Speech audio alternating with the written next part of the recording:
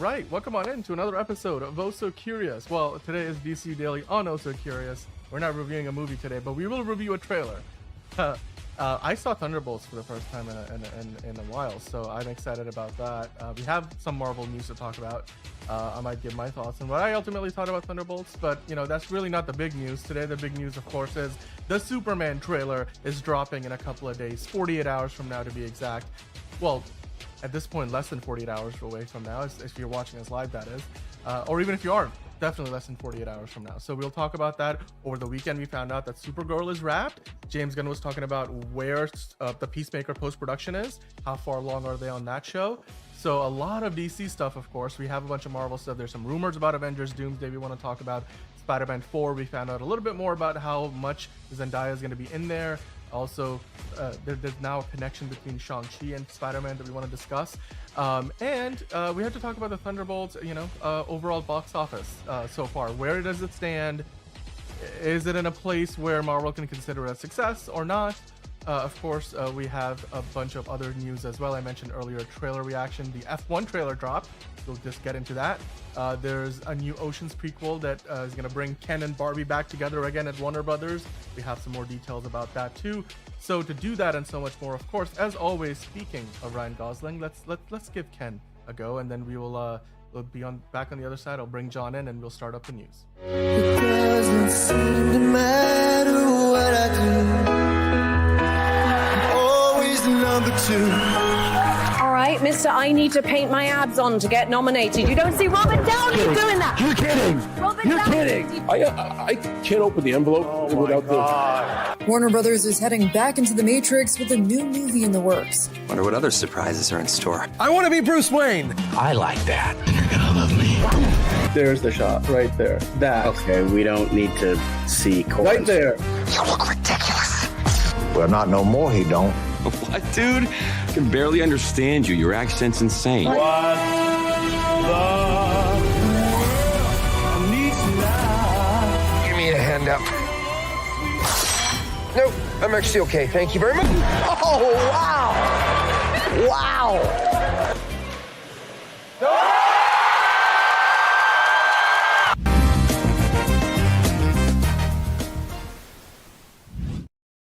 All right. Okay. Well, as you know, my name is Daniel. Thank you for watching the show, for tuning in. If you're watching live, love you for that. Be in the chat. We'll bring your comments on and talk about them. We have 5 big pieces of news today. We got to talk about the weekend box office. We will then get into talking about the Supergirl wrapping up. Of course, we bringing in the DC flavor early today on the show. Then we have to talk about, of course, there's a bunch of other stuff going on in the world of movies. A lot of movies in production, including Masters of the Universe. We have some new set photos to get into. We, of course, have to then talk about YouTube. You're watching us probably on YouTube, unless you're watching us on Twitch, Facebook, or X or wherever. We do multicast to multiple places, but YouTube specifically is cracking down on more fake movie trailer channels. So we'll get into that. And then, of course, we have the F1 trailer reaction. Then after that, we have Quick Hits. And then I'm sure you guys are going to stick around for the DCU Daily part of the show. So to do that and so much more with me today, as always, I've got John. How are you doing today? I'm doing good. I'm doing pretty great. My computer is almost done. I'm probably going to be on the new computer tomorrow. Let's hope and pray. This might be my last live show on this computer. Hopefully, at the very most, maybe I'll wait a day so that the day we review the Superman trailer on Wednesday, when we talk about it, that's the one where I get my new computer to give Superman the proper, respect he deserves. You deserve a nice new computer with a nice new webcam. So that's what you get, buddy. Is it gonna? So you're gonna look different. Are you gonna look better because of it? I did test the webcam today. It's a little bit. I'm a little bit brighter and I'm a little bit more colorful. So it's so I'm gonna go from this is kind of like bluish and grayish. So Man of Steel to Superman 2025.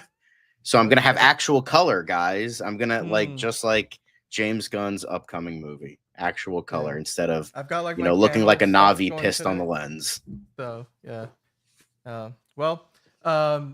let's dive into the box office for the weekend first. I want to basically pivot the conversation eventually towards the Thunderbolts. But first, let's talk about overall what happened at the box office this weekend, which of course you can't talk about without mentioning the Thunderbolts, aka the new Avengers, because they led the weekend with $33 million.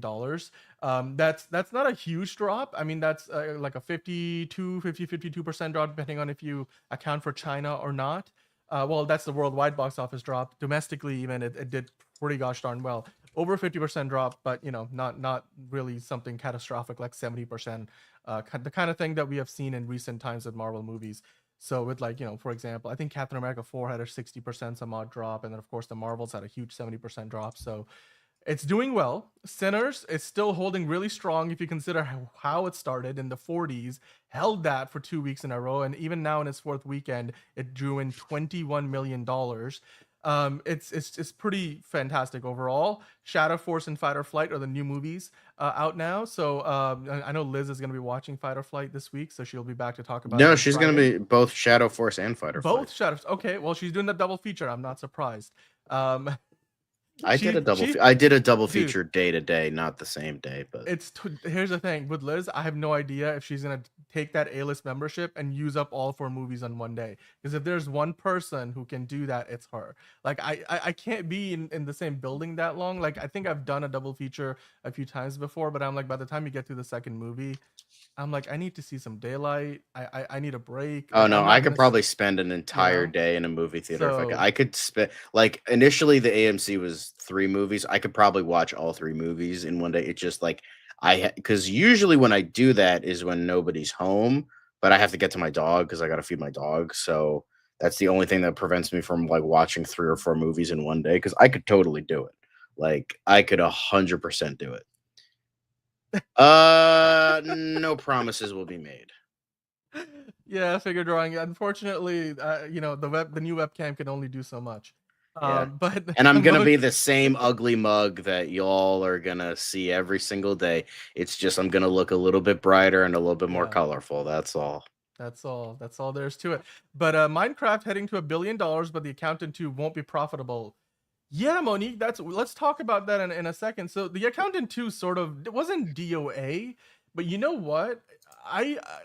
In hindsight, I feel like the Accountant 2 shouldn't have been released when it got released, because it sort of came in between and got trampled out by like 5 other movies that have higher profile, including Thunderbolts, including Sinners, and even the movies like Minecraft before it. The Accountant 2, in my opinion, I mean, good movie, a very enjoyable movie. It's limited in scope. It is what it is. It doesn't try to be any more or less. It's a movie that you will go and have fun. It's not gonna change your perspective on life or anything like that. But it's entertaining. It's thoroughly entertaining. I think in some ways an improvement over the first one. But the tax day screening also maybe I think hurt it, because I know they counted the tax day early screening, which happened basically like a couple of weeks before the movie actually came out, and they counted that towards this opening weekend. But I feel like for a movie that didn't have a huge audience to begin with, that also divided up all the fans who really wanted to go see it, went and saw it on tax day, and then 2 weeks later they had these other movies to watch, so they weren't exactly enthused about like, oh, let's go watch it again, because it's out now officially. Like there's more times. No. So yeah, I mean, and to be honest though, I think a movie like The Accountant 2 still, it could be profitable post theatrical, because it's probably going to make a lot of that money back when it gets out into the digital space for people to buy on, on iTunes or whatever, and then you can rent it, and then of course PVOD, like it's going to end up on a Netflix or something, as well as being licensed for cable, broadcasting and stuff. Those other ancillary avenues, I think, it's including internationally being distributed to all the same kind of, different mediums, as it were. That's where The Accountant 2, I think, that's always been part of the calculus. They knew this movie wasn't going to be that big. Like you don't even see it in the headline here. Let's take a look at quickly the international box office as well, because the worldwide box office, I think, matters in the sense that, hey, the Thunderbolts is now nearing $300 million global. Sinners, which has been around for 2 more weeks, is also nearing that number. A vast majority of the Sinners number, $300 million, comes from the domestic market, whereas with Thunderbolts, it's more of an even split. Of course, you mentioned, Monique, earlier that Minecraft is heading towards $1 billion. It's now crossed 900 million. It's highly likely within the next week or two, probably within the next 10 days, it's going to cross $1 billion to become the first $1 billion movie of the year. And also for Warner Brothers, you know, it's a great start to the year for them after Mickey 17 kind of didn't do very well. And looking ahead, Superman isn't necessarily a guaranteed $1 billion movie. So, you know, Minecraft being that first $1 billion movie of the year for Warner Brothers and for Hollywood in general is a big deal. Yeah, and you know, including of that 900 plus million number now for Minecraft, over 500 of that is coming from across the world outside of the North American market. John, like, are you surprised to see that Minecraft is doing so well that it's getting close to $1 billion?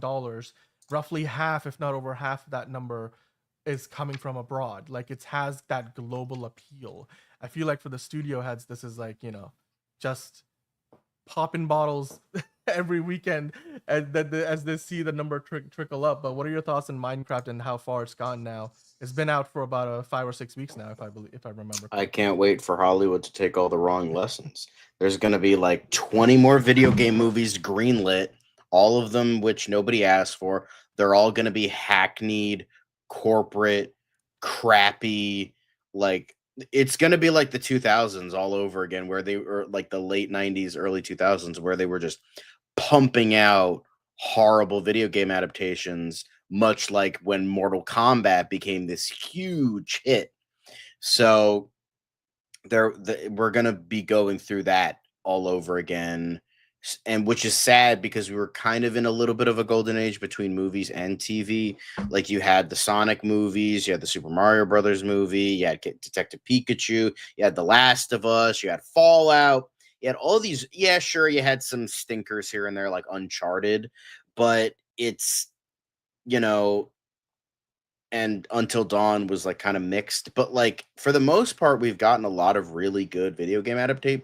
No, I'm not saying Mortal Kombat was bad. I'm saying Mortal Kombat was a good movie, but it spawned the video game movie movement. Yeah, sorry if you got confused. That's because Minecraft is not very good. Not what I meant. I meant Mortal Kombat made a lot of money and was really popular, and that spawned like the video game adaptation like movement of the 2000s, and then it kind of petered out when none of these movies were making money, like fucking, you know, Legend of Chun-Li and Tekken and all these other forgettable movies that like didn't even, were just boom. Like the only thing that stayed alive was Resident Evil because it was keeping Paul W.S. Anderson and Mia Jovovich like having careers pretty much. So, but that's what it's going to happen here is more Minecraft. I mean, some people like it, some people hate it. And it's going to spawn a new really crappy video game adaptation movement because, you know, it's profitable when that's not the reason why this movie made money was because it's the most popular video game in the world. It kids and Gen Z TikTokers that want to like cause property damage because of memes. Like that's kind of the reason why. Yes, yeah. We will be talking about that. Yeah, so to clarify, we're gonna talk about Spider-Man Noir. The Fallout teaser we'll save for tomorrow because I need to dig into that a little bit more and wrap my head around it a bit more, to be fair. But yes, we will. Hi, Steven, by the way. We will talk about Spider-Man Noir. Figure Drawing saying, hopefully the upcoming Mortal Kombat is way better than the horror previous one. Yeah, the previous one barely had any structure to it. It felt like it went from Act 1 straight to Act 3. It just kind of jumped through Act 2, like almost like it didn't exist.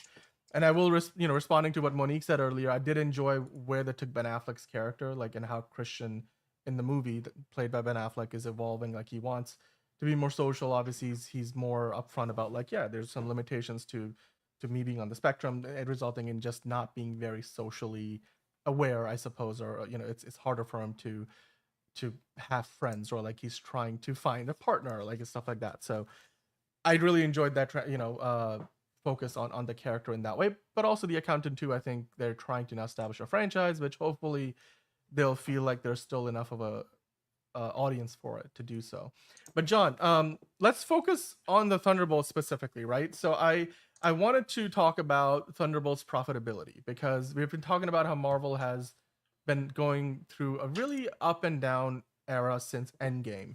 Now, we just mentioned that Thunderbolts is nearing $300 million worldwide, which is a pretty good number. Thunderbolts, getting to that in about 2 weeks' time, by Marvel standards, isn't exactly spectacular. By most movie standards, it's amazing to get that far in just 2 weekends. But for Marvel standards, you would expect something even higher, potentially like getting to like 400 or something. But it's not terrible, especially considering how some recent Marvel movies have done. But this article in comicbookmovie.com, I think, was something that really caught my attention. And, the Thunderbolts, aka the new Avengers, however you want to refer to them, they're asking simply, will this movie be a hit for Marvel, right? Because we have talked about in recent times, like how Captain America 4 came out, Brave New World, with Anthony Mackie in the role of Captain America, and that kicked off to an even bigger box office at the opening weekend than we got from Thunderbolts, but it petered out to less than $500 million worldwide by the time it came out of theaters. Now, Thunderbolts is already, by comparison, much further along in terms of getting a much better critics reception. The word of mouth, the audience score, the cinema score is much higher. Whether you look at Rotten Tomatoes, cinema score, any metric that you look at, people like this movie a lot more than they like Cap 4. But at the box office, I mean, in 2 weeks, while it's gone to $300 million, John, the question becomes, is it making money fast enough? Does it have the momentum? Marvel movies used to be able to hold a conversation and the cultural zeitgeist for weeks and months at a time. But we're looking at an era now where, Final Destinations comes out and Fight or Flight, stuff like that. There are smaller movies, but we're 2 weeks away from Memorial Day weekend. And on Memorial Day weekend, you're going to have, I was going to say Spider-Man Brave New Day. That's not it. We're going to have Mission Impossible, the Final Destination, the Final Reckoning.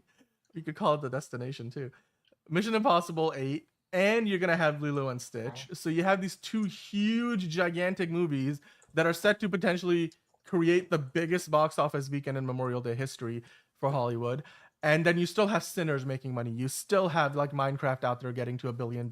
You still have a bunch of these other movies we've talked about and reviewed in the past several weeks. And then, of course, Thunderbolts has to compete with all of that. So my question to you, John, is do you think, given the critics' reception, given how well it's done so far, do you think Thunderbolts has the ability to, I guess at the very minimum, surpass Captain America 4's box office? I mean, yeah, I do think that's wait, so okay. Yeah, I think so. It's just like, because I think there's more positive word of mouth in regards to this, and I think it's going to be more of like, what I can see this being kind of like what Elemental was, where it was like really slow for like the first like 2 or 3 weeks. I'm not saying Thunderbolts is slow or anything, but I think in comparison, it's not as maybe fast as they think. But I think it might maybe get like a big maybe it might get like a big uptick during Memorial Day weekend. Maybe, I know like Lilo and Stitch and Mission Impossible are coming out like around that time, and Karate Kid Legends and all that shit. So you could like, oh, maybe not, but you're gonna have a lot of people. You're gonna have a 3-day weekend. Maybe more people are gonna come. Maybe we'll get like an uptick there. But I could see this. Maybe not money, maybe not like more money, but maybe I could see it being more profitable because, of all that. But on that question, let me kind of state a few numbers. You can see that on the article here. They kind of talk about it. The budget for this movie, for Thunderbolts, aka the new Avengers, is meant to be $180 million. That's the reported budget. I mean, confirmed, unconfirmed, they usually don't put this number out there publicly, but according to people who are close to the movie and know pretty well what these movies cost, $180 million is what Marvel spent making it. And then let's put in another roughly $100 million to market it, including all the marketing they've been doing with the new Avengers since the movie has been out. That's a pretty hefty price tag, as they say in the article, John. So you combine all of that together, $280 million.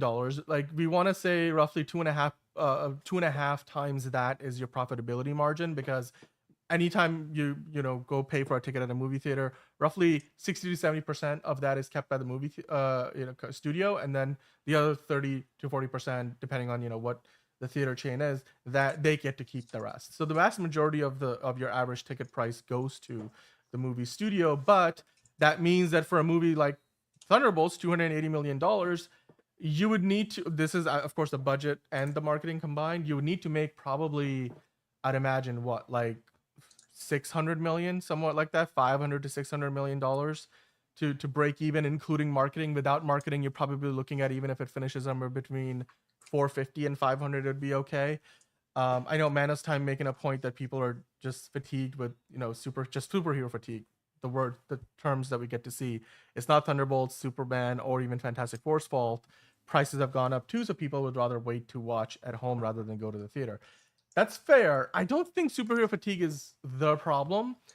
But John, the simple question: do you think, with the budget for Thunderbolts of, let's say, $280 million, including marketing, can it get to that like $600-700 million to make enough money to be profitable, or even get to like 500 million, which is where it needs to be just to justify its own budget, forget the marketing cost? Is it possible, considering what's coming up in a couple of weeks, including Lilo and Stitch is another Disney movie, kind of cannibalizing their own audience, but it's the summer months, so you're not going to get a break from big movies coming out. Like it's not an easy road ahead. What do you think? It isn't. I could see an uptick. As I mentioned, I could see a little bit of an uptick. I could see, I mean, I can see that. I could see them making it a lot of money on streaming, licensing all that show. I think it'll eventually be profitable. Maybe not right now. Maybe not at the end of its run. But I think it'll maybe eventually get there. Maybe not immediately, but I think Brave New World maybe did more damage than they thought. But obviously we'll see the road ahead and what it means for this. But I think it very much helps that this got a lot of acclaim. I know, like, acclaim from the audience and critics means nothing. They only see profit. But considering this was like the new beginning for, like, Brave New World was the last of the Chapek era movies, and this was like the first of like the apparently New World Order. But get it?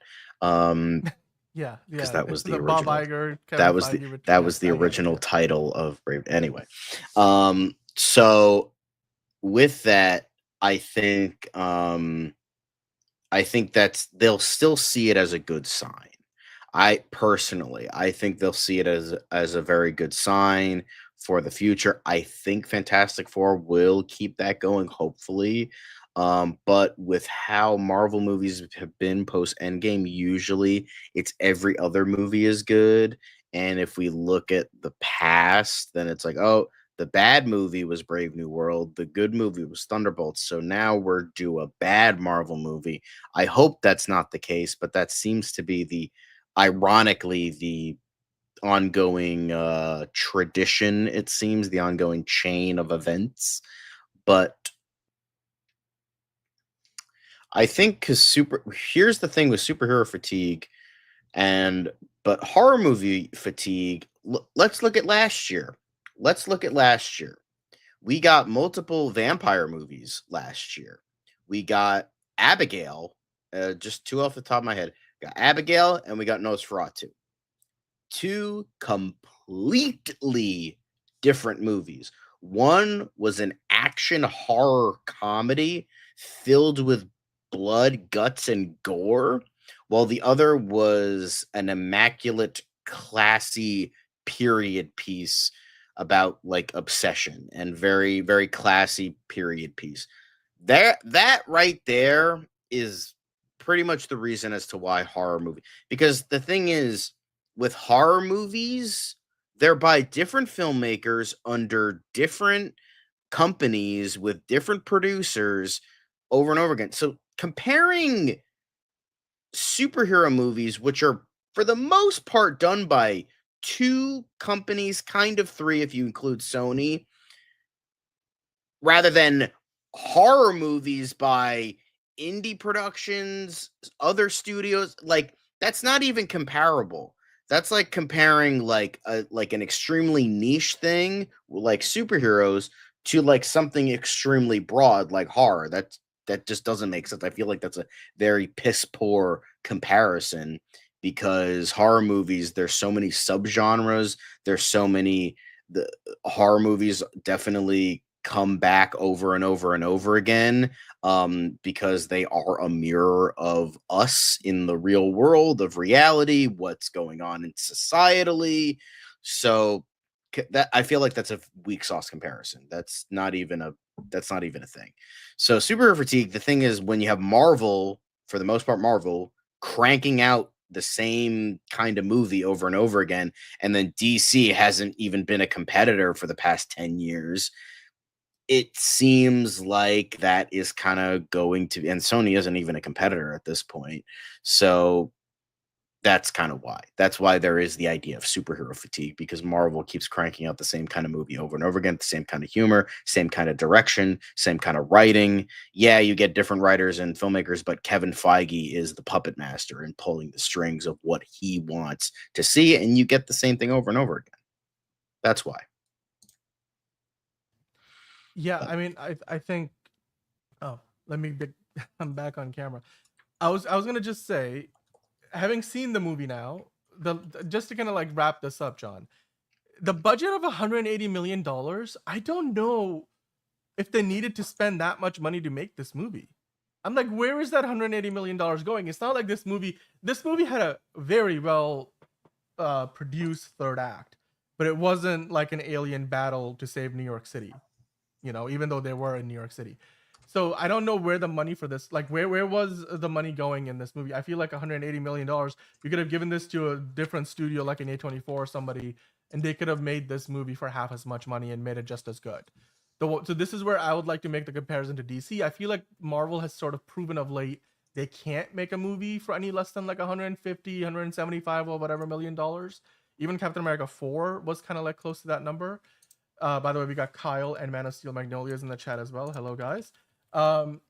So I do hope that like DC kind of sets the example moving forward with a movie like a Clayface, that they can spend $40 million and make a movie that, has a break-even point of like 200 million or something like that, or less. So like when it makes 300 million, you're popping bottles, not worrying about, is this gonna actually make us any money? $180 million for a movie like this, where Ghost phases through things. Other than that, everybody else literally punches and shoots.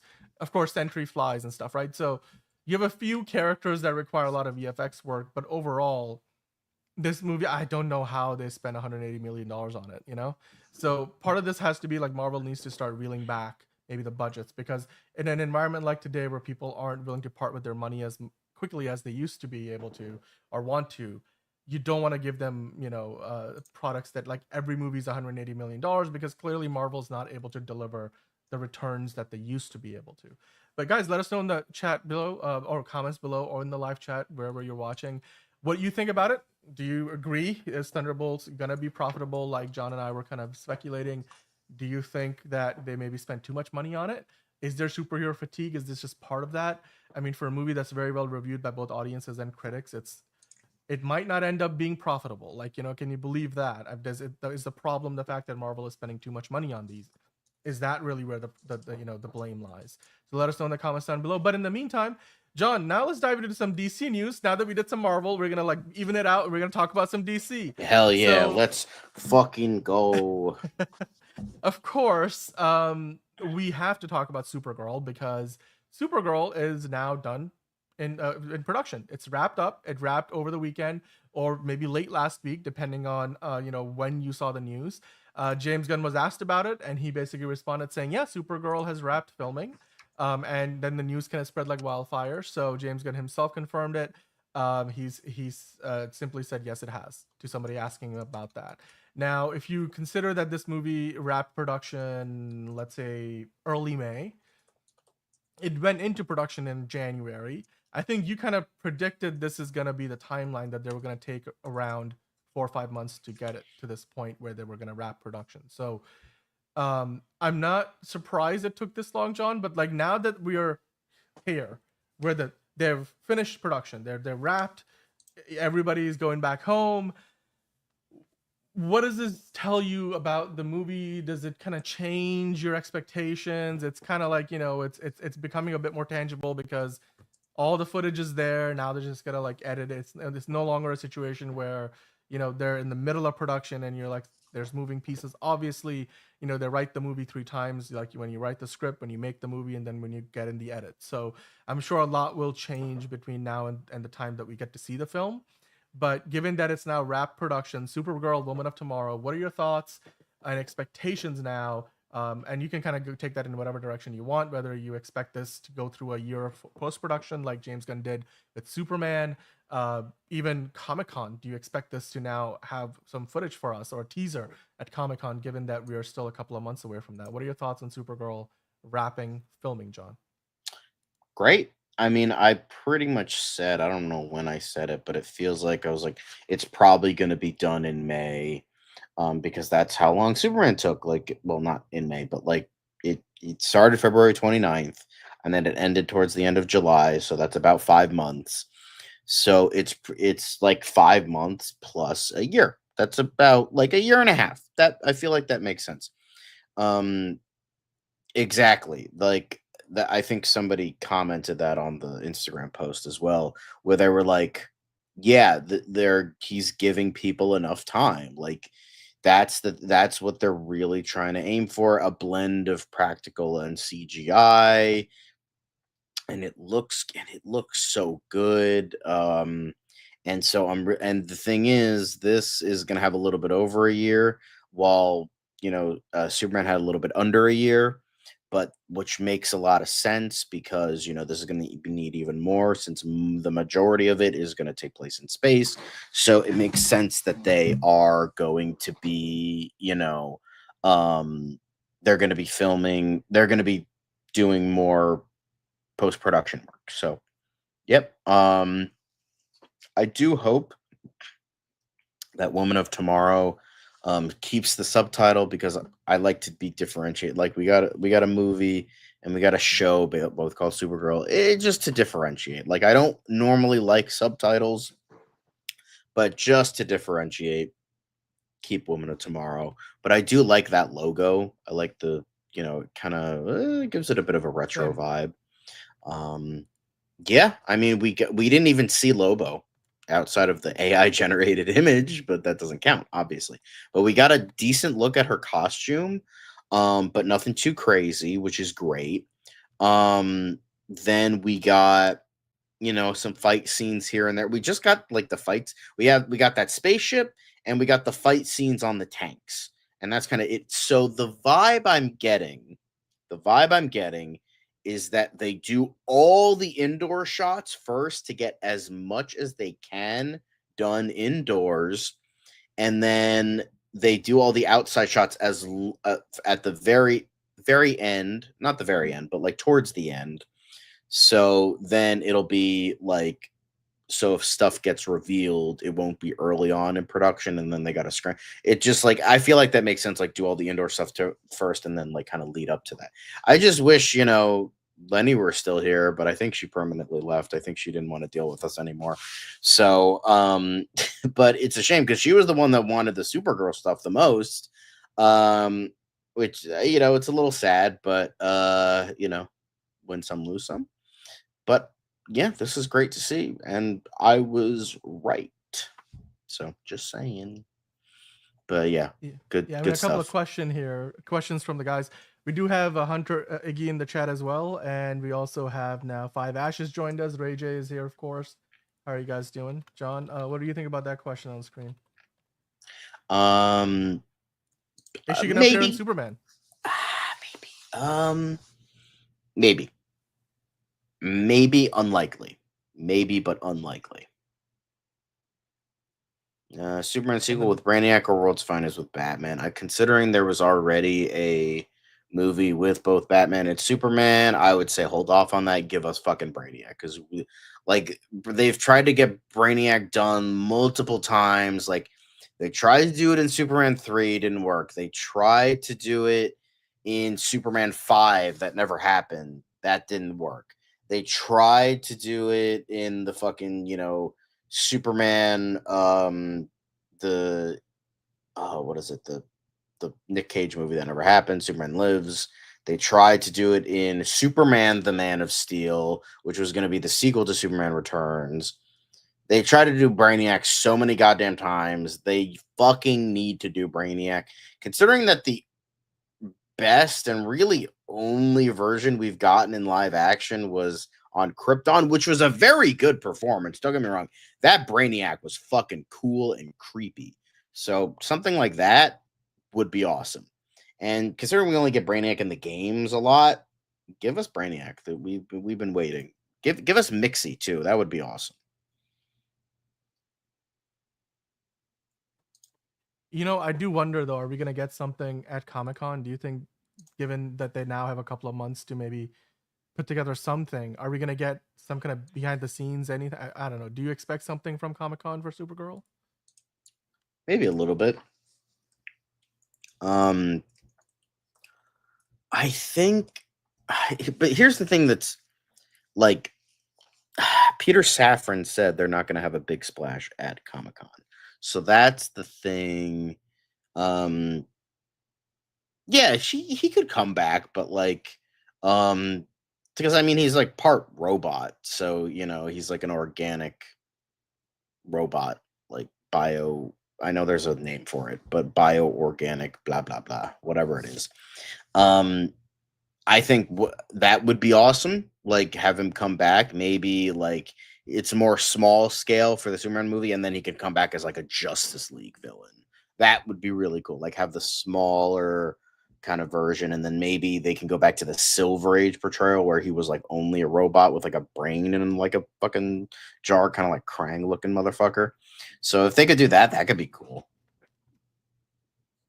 Yeah. Well, we'll have to just wait and see. I think for me, it's just good to see that the movie's done filming. It's like last year when Superman finished production, we were like, oh my God, it's finally, it's crossed that threshold, you know?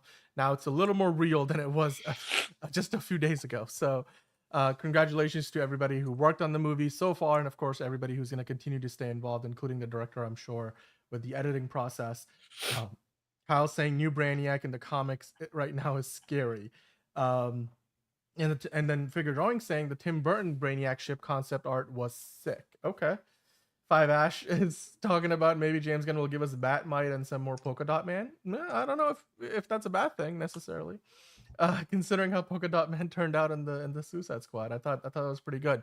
By the way, guys, and I know a lot of you guys are watching. We do appreciate it if you hit the like button. It helps us out a lot. It's one click for you guys, and it's obviously it's a big difference for us. So we do appreciate that. If you're enjoying the conversation, then definitely hit the like button so we can bring this to more people. But John, before we finish the Supergirl conversation, now that the movie is done in production, now that everybody has wrapped and they're getting into the editing process, as we wait for the movie to come out, we've talked about the costume. We've kind of seen the costume that we're gonna get in the movie, but it looks like in the summer of Superman, because that's gonna be the big comics push this summer.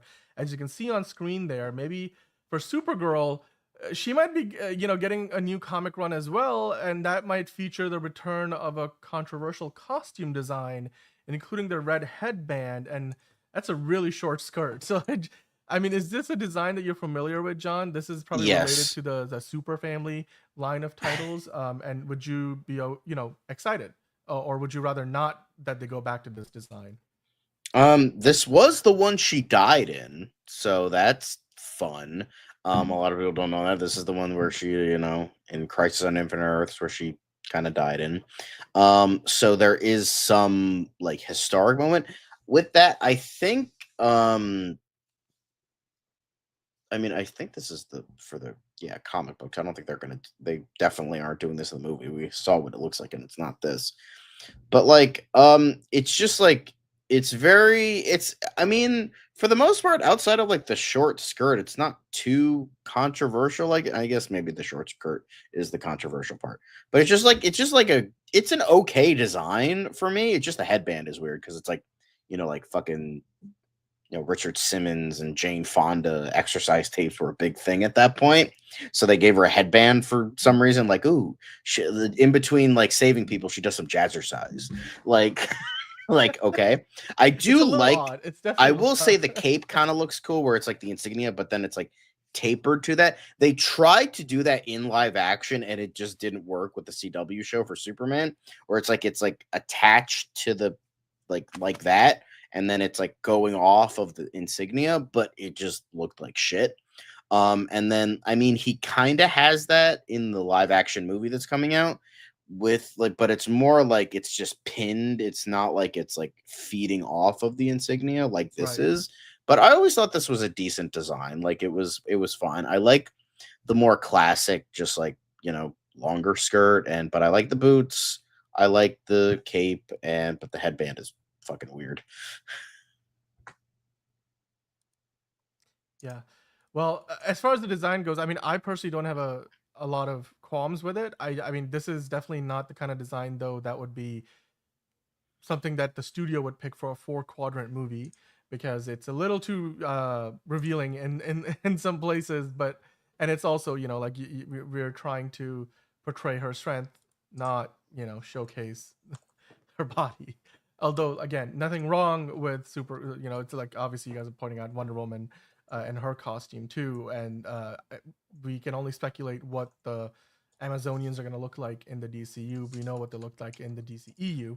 But hey, Supergirl, wrap production. It's now a little more tangible. They've got the footage in the can, and they're getting into post-production. So let us know if you're excited about that. And of course, get in the comments down below. Let us know what you think about the Supergirl project. Took 5 months to film it. Lobo is going to be in it. Jason Momoa playing Lobo, of course. We've got our Kara Zor-El, and we've got a fantastic cast. So, you know, it's going to be just amazing. Can't wait to see when we get, you know, the first footage. Maybe it's going to be Comic-Con this year. Let us know if you think that's going to be the case, or if we might have to wait a little bit longer than that. But in the meantime, of course, you know, we'll check back in here for other updates as they come our way from Supergirl, any other DC thing, we'll talk about it. But we're still going to have some more news stories to talk about, John. So let's kind of switch focus and talk about the Masters of the Universe. So when they first announced the new Masters of the Universe movie, a lot of us were like, huh, are we going to do this? Like, why are we going to do this? What is it going to look like? Are they just going to make the same mistakes all over again? So far, the answers to all of those questions are yes, no, maybe. Because every time we get something new from the movie, things kind of, you know, go in a different direction in regards to the public opinion. Now, of course, we have got some more set photos. We have gotten set photos pretty consistently over the last year. But the latest ones, John, show Camila Mendes, and she's playing the character of Teela in the movie, and we see her suited up as Teela. So that, of course, right there is Camila Mendes on the left, and then Teela on the right. And when you put the two of them together, what you end up with is, let's see, where's the photo? Where's the photo? Where's the photo? There's a bunch of other photos. I don't care about those photos. There's the one. So that's what she looks like as Teela. What are your thoughts on the costume design, John? Do you like it? Do you care for it? Are you worried about it? Or are you excited about it?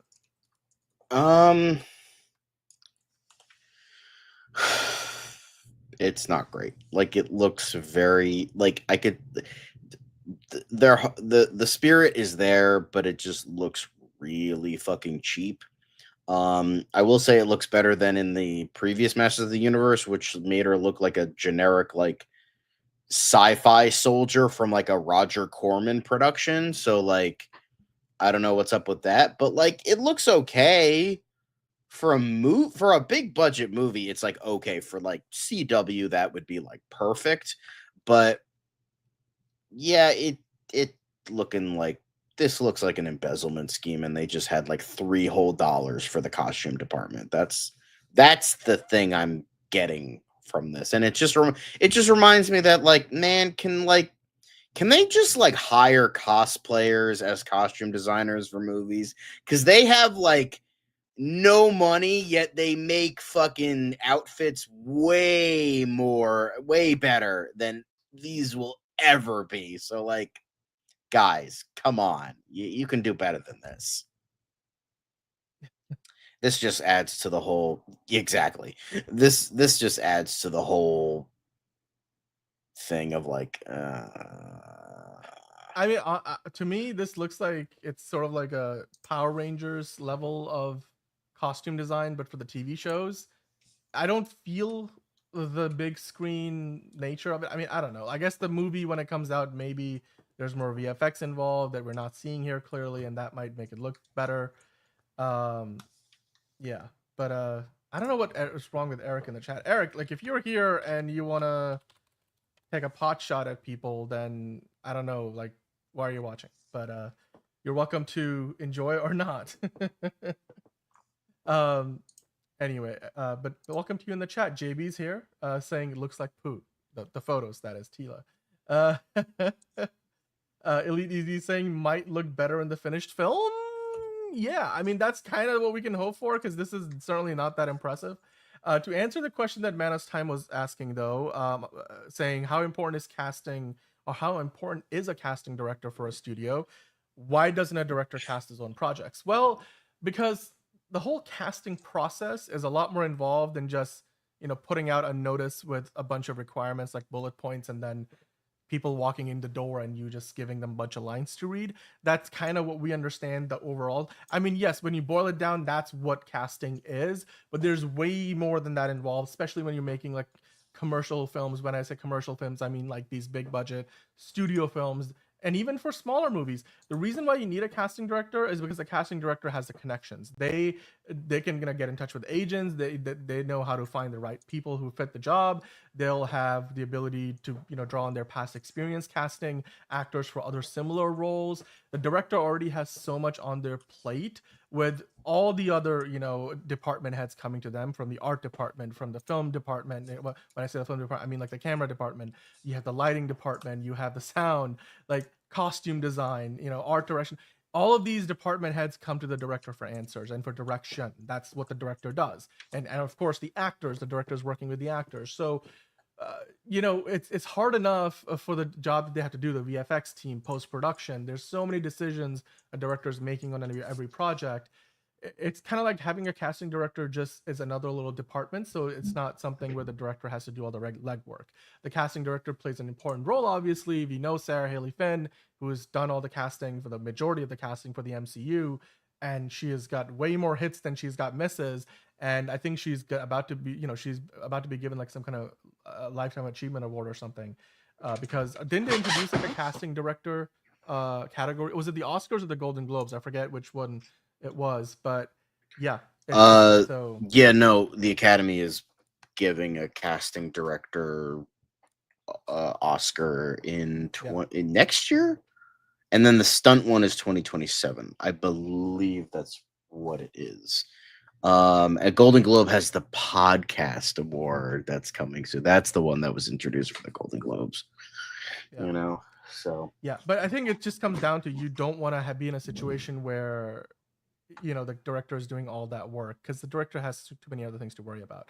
But yeah, I mean, these are the photos of Camila Mendes as Teela. Camila Mendes, of course, you know, a beautiful woman in her own right, and the costume is not bad, but it's also not. It's not like blowing me away in any, like, it's not, I'm like, oh, you know, it's whatever. We'll hopefully, like Elite Easy was saying, hopefully it looks better in the movie. We'll have to just wait and find out. But with that said, though, guys, let us know in the comments what you think about it. Do you think that Masters of the Universe, are they getting things right with these costumes? We have already kind of seen some of the other reveals, and most of the time we're not been impressed by them. And this one didn't quite leave an impression. I mean, we had to talk about it because of how big the expectations for the movie are, but let us know what you think about the costume design.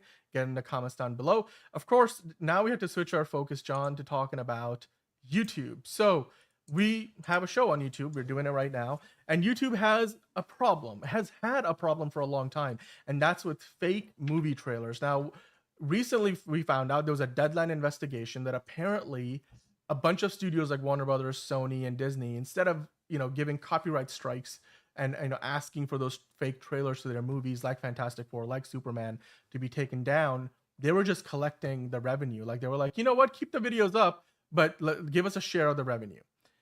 That in and of itself had, you know, questionable ethics all around. But then once the Deadline investigation revealed that this was happening behind the scenes, we found out that YouTube finally took some action and they demonetized two of the biggest accounts. I think it was Screen Gems, and then there was like another KH Studio or something. So these accounts literally have billions of, you know, watch time minutes and stuff, and then they have millions of followers and subscribers. But they're basically selling you fake trailers, which are sometimes obviously fake, sometimes less so. But of late, it looks like YouTube has gone a step further, because not only did they demonetize the main channels, but these main channels, like the owners of these channels, also have some smaller offshoot channels, which were previously, not affected by the YouTube restrictions. So basically, they went in and said, hey, we're going to take down some of these smaller channels as well. And now we're getting to a point where the owners of these big accounts, no matter what channel they own, YouTube is going to go find it, saying that our enforcement decisions, including suspensions from the YouTube Partner Program, apply to all channels that may be owned or operated by the impacted creator. So not just the main channel, but also the spin-offs like Royal Trailer for KH Studio, and then Screen Trailers for Screen Culture. What are your thoughts on this, John? The action that YouTube is taking, and do you feel like this is about time? We've talked about this before. How does this impact just the movie community in general as well? What are your thoughts?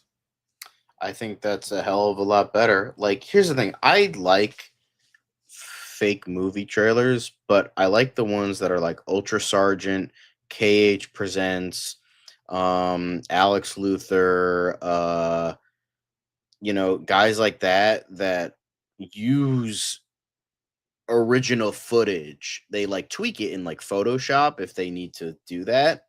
But they just take other footage and then just mash it together, and then maybe have like a spice of like tweak it, like no AI, just like tweak a thing in Photoshop to make it work. Like they made like a Kingdom Come trailer or a Blackest Night trailer from all the footage we've gotten over the years of, Green Lantern and Batman and all that stuff, and made it work.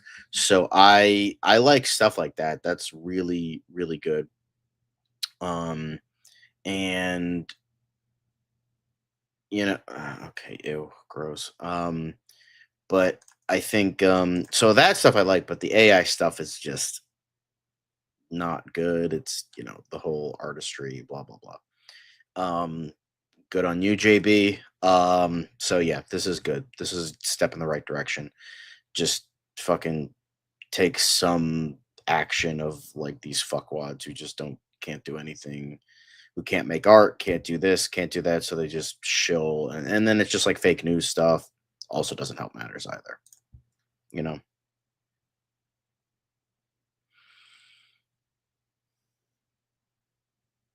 AI is entwined with Photoshop though. I mean, like, but the thing is, unlike the fake movie trailers that use footage, they don't like just take a prompt and pump it through a thing and then they create the trailer. They carefully edit this stuff to make it look like a regular trailer to make it work. It's for the most part just creative editing from another point of view. It's just very creative editing. That's it. So I think saying like, oh, just pumping it through a prompt, not doing anything creative with it, but the fact that they are doing something creative with it, like just creative editing with already used footage, that's a hell of a lot better. So yeah, I think this is definitely a step in the right direction.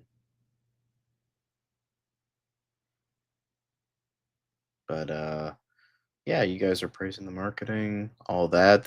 Yes, we are going to be getting into a lot of Superman stuff today. Johnny Dome, also welcome to the channel. I don't think we've seen you before. Fool me once. That's right, JB. So yes, a lot of good Johnny stuff. Dome we have seen a few times. I don't know if you get to watch very often in the live, but welcome back. What movie's in trouble, 5 Ash? Are you still talking about Superman? Okay, we'll talk about Superman in a second. But overall, just I think in general, John, I agree with a lot of what you're saying. And then for what YouTube is doing, finally, it's about time, because we have all been tricked by these fake trailers once or twice, and I'm kind of glad that that's no longer going to be, something that we have to worry about. So, or at least they're taking action against the worst offenders, and hopefully that sets us example for any other accounts that are trying to also do the same thing. With that, let's kind of switch gears. Let's talk about F1. they dropped a new trailer. F1 is going to be one of the bigger movies of the year. Joseph Kosinski, the director of Top Gun Maverick, is directing it. Jerry Bruckheimer, the producer of Top Gun Maverick, is producing it. It's an Apple original film. Warner Brothers is distributing it. Brad Pitt is the star. Damson Idris is one of the other stars. They dropped the full trailer. John, this looked fantastic. I want to get your opinions on this. I, for one, will just kind of quickly say this trailer was amazing. In one word, it was amazing. Yeah. You have a lot of like, advertising, of course, Shark Ninja, MSC, like it's everywhere, but that's like F1, right? Like that's F1 for you. So like they're showcasing a very realistic take. Honestly, Shark Ninja sounds like a great fucking movie. I know, right? It's perfect. But I mean, overall, the thing that struck me about this trailer, it was kind of cut like, obviously kind of like a Top Gun trailer, but also by the time we get to the end of the trailer, it felt like it was like a Godzilla trailer. I kind of got the music and the sound effects made it feel like you're watching a Godzilla Kong movie trailer. It's meant to make it feel really, really big. And then they show you a lot more footage of, the races themselves. Brad Pitt is in the car. You see more of the drama behind the scenes. You're getting a better idea of what's going on here with the, with the F1 team that they're focusing on in the movie. And yeah, Javier Bardem looking as good as ever. Like it's so and Damson Idris, I think he's gonna be a star after this movie. Like this could be a star-making role for him, being alongside Brad Pitt, who's also looking fantastic. So I want to get your thoughts on the trailer, John. What did you think about it? Before you do, I want to say hello to Be Positive 99 in the chat. But yeah, John, what are your thoughts on that F1 trailer? I thought it was a great trailer. I was a little worried because trailers revealing all the stuff. So I was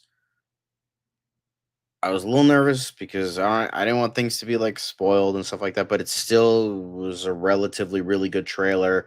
And sorry, it's for the most part a really good trailer and a really good, like, it showcases more but still not too much. Again, it feels like it's like what we've been getting, Top Gun but with Formula One, much like how Days of Thunder was Top Gun but with NASCAR.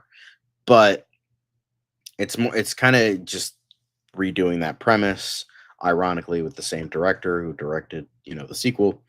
But I think I can't wait for this. I'm going to be seeing it opening day. Hopefully I'm really excited for this. Like, it's got a really good cast. Hopefully Damon Idris can become more of a name, because a lot of people are like, oh my god, this guy's so good, but isn't like a household name yet. So hopefully after this because I mean, he's joined by so many amazing actors, like with Brad, at least not saying he isn't amazing, I'm just saying like known people, like A-listers like Javier Bardem and Brad Pitt, and then like smaller people that are still names like Jodie Comer and all that, or not Jodie Comer.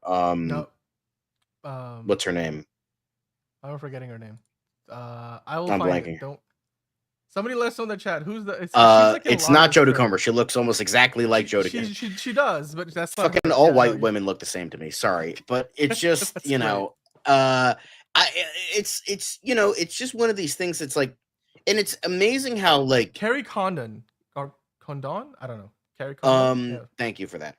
I think what's so interesting about this, I love like seeing stuff like this. It's like ignoring the fact Joseph Kosinski is directing this, and I love Joseph Kosinski, but like ignore the facts. Like, okay, ignore the cast, ignore Joseph. It's like it's a fucking movie about a thing I couldn't give less of a crap about. I do not care about Formula One racing. I couldn't care more about this thing, even if I tried. However, from day one, when seeing that first trailer, I was hooked. This looks amazing, and I'm like, I'm in it. I'm like, I'm intrigued with this. Am I gonna actually go watch Formula One racing? Hell no. But I'm intrigued with this. You never know. Maybe it's just like, I love the dynamic camera movements, filmed in IMAX. Like, it looks so, as you were saying, it looks so epic. And even though it's this not very epic thing, it just makes it seem so like what I'm expecting. Like the flying scenes in Maverick, the racing scenes in this where I'm like on the edge of my seat. I'm gripping my armrest. I was like literally gripping my armrest while watching Top Gun Maverick. I still am kicking myself that I didn't go see that in IMAX or in Dolby because fuck, that would have been so good. But this, I like the racing scenes are just, they look already like really damn good. And I feel like on a big screen, I'm going to try and see it on the biggest screen possible because I tried to look for Mission Impossible on Dolby, but they didn't have it. And I'm mad. So guys, like, why are you punishing me like this? But for some reason, Mission Impossible was not available in Dolby in my theater. If it's good enough, I'm gonna see it in Dolby because Tom Cruise deserves all the IMAX and Dolby and laser vision screen profits because trying to kill himself on camera. I mean, but as far as the F1 trailer goes, sorry, I think this was a little tangent. The F1 trailer is definitively a step up. This is like a full trailer, a definitive step up from what we've gotten before the teaser trailers. This definitely sets the bar high. And for a movie that is being distributed by Warner Brothers, a studio that has been on the right track of late, it's potentially another win for them. And obviously for Apple films as well. Apple has struggled with their theatrical releases, not really going over well. And this movie probably has a very, very high likelihood of being successful, profitable, probably even a movie that makes $500 million or more potentially. There's no way to over. I mean, I cannot tell you how much of a fan base, how rabid a fan base Formula One has. So there's no way we should underestimate this movie at the box office. Before we move on to the quickest part of the show, though, John, we mentioned earlier Be Positive 99. We were talking about it. If you want to be kind and rewind, as you like to say on the show. We talked about Thunderbolts box office, and is it gonna be a success? Is it gonna be ultimately a flop? So you can watch that more detailed conversation. But just to kind of summarize what we said earlier, the second weekend of the box office, it wasn't a terribly big drop from the first weekend relative to what Thunderbolts debuted at, but both of those numbers came in below Captain America 4, and we know where Captain America 4 finished. And we also know that in a couple of weeks, like John was mentioning, Mission Impossible comes out and Lilo and Stitch, and then the Murderer's Row of movies come out in the summer, box office season. So it's going to be hard for Thunderbolts to kind of make the money that it needs to be truly profitable. It still has a chance. It's got all the, the critics' reviews and audience scores in its favor. Great word of mouth. So it might still, persist in the face of all that competition, but it's not looking very hopeful right now. But hopefully the work that it's done to improve the reputation of the MCU by putting out a good movie after a bad one, maybe that can help it, for Fantastic Four for the MCU when that comes out. Because obviously, if you've seen Thunderbolts, spoiler alert, it ends with the Fantastic Four coming into our, 616 universe. So maybe that will have an effect on the next movie. But anyway, let's move on to the quick hits part of the show, John, and then we got to get into DCU Daily. Five Ash also, who was it? Was it Eric or Ben who was here earlier? Yeah, Eric Walters. Yeah, some people in the chat, man. You guys are here. We love the conversation, but let's be positive. We want to try to be positive where we can. Hello, Enterprising in the chat, joining up right now. But John, let's move on to the quick hits. We get into a bunch of other news. There's a bunch of stuff happening in the movie world and the TV world, and we're gonna do it in quick hit style. So let's hit that music. All right, there it is. Let's start it off with talking about Skydance. They just paid $2 million for a sci-fi short story called Drift.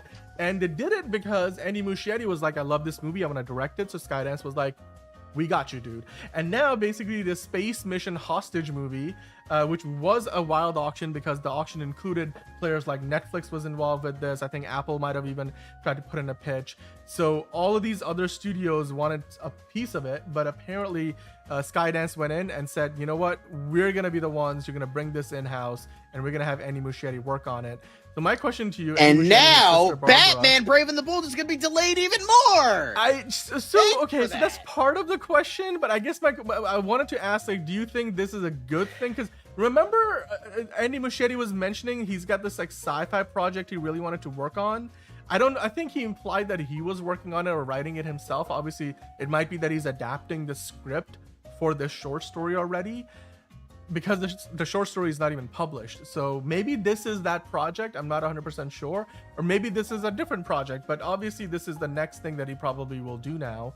What are your thoughts on this, John? I mean, A, do you think this is a good combination? B, yes, the obvious question, does that mean Andy Muschietti is going to get around to directing the DCU's Batman anytime soon?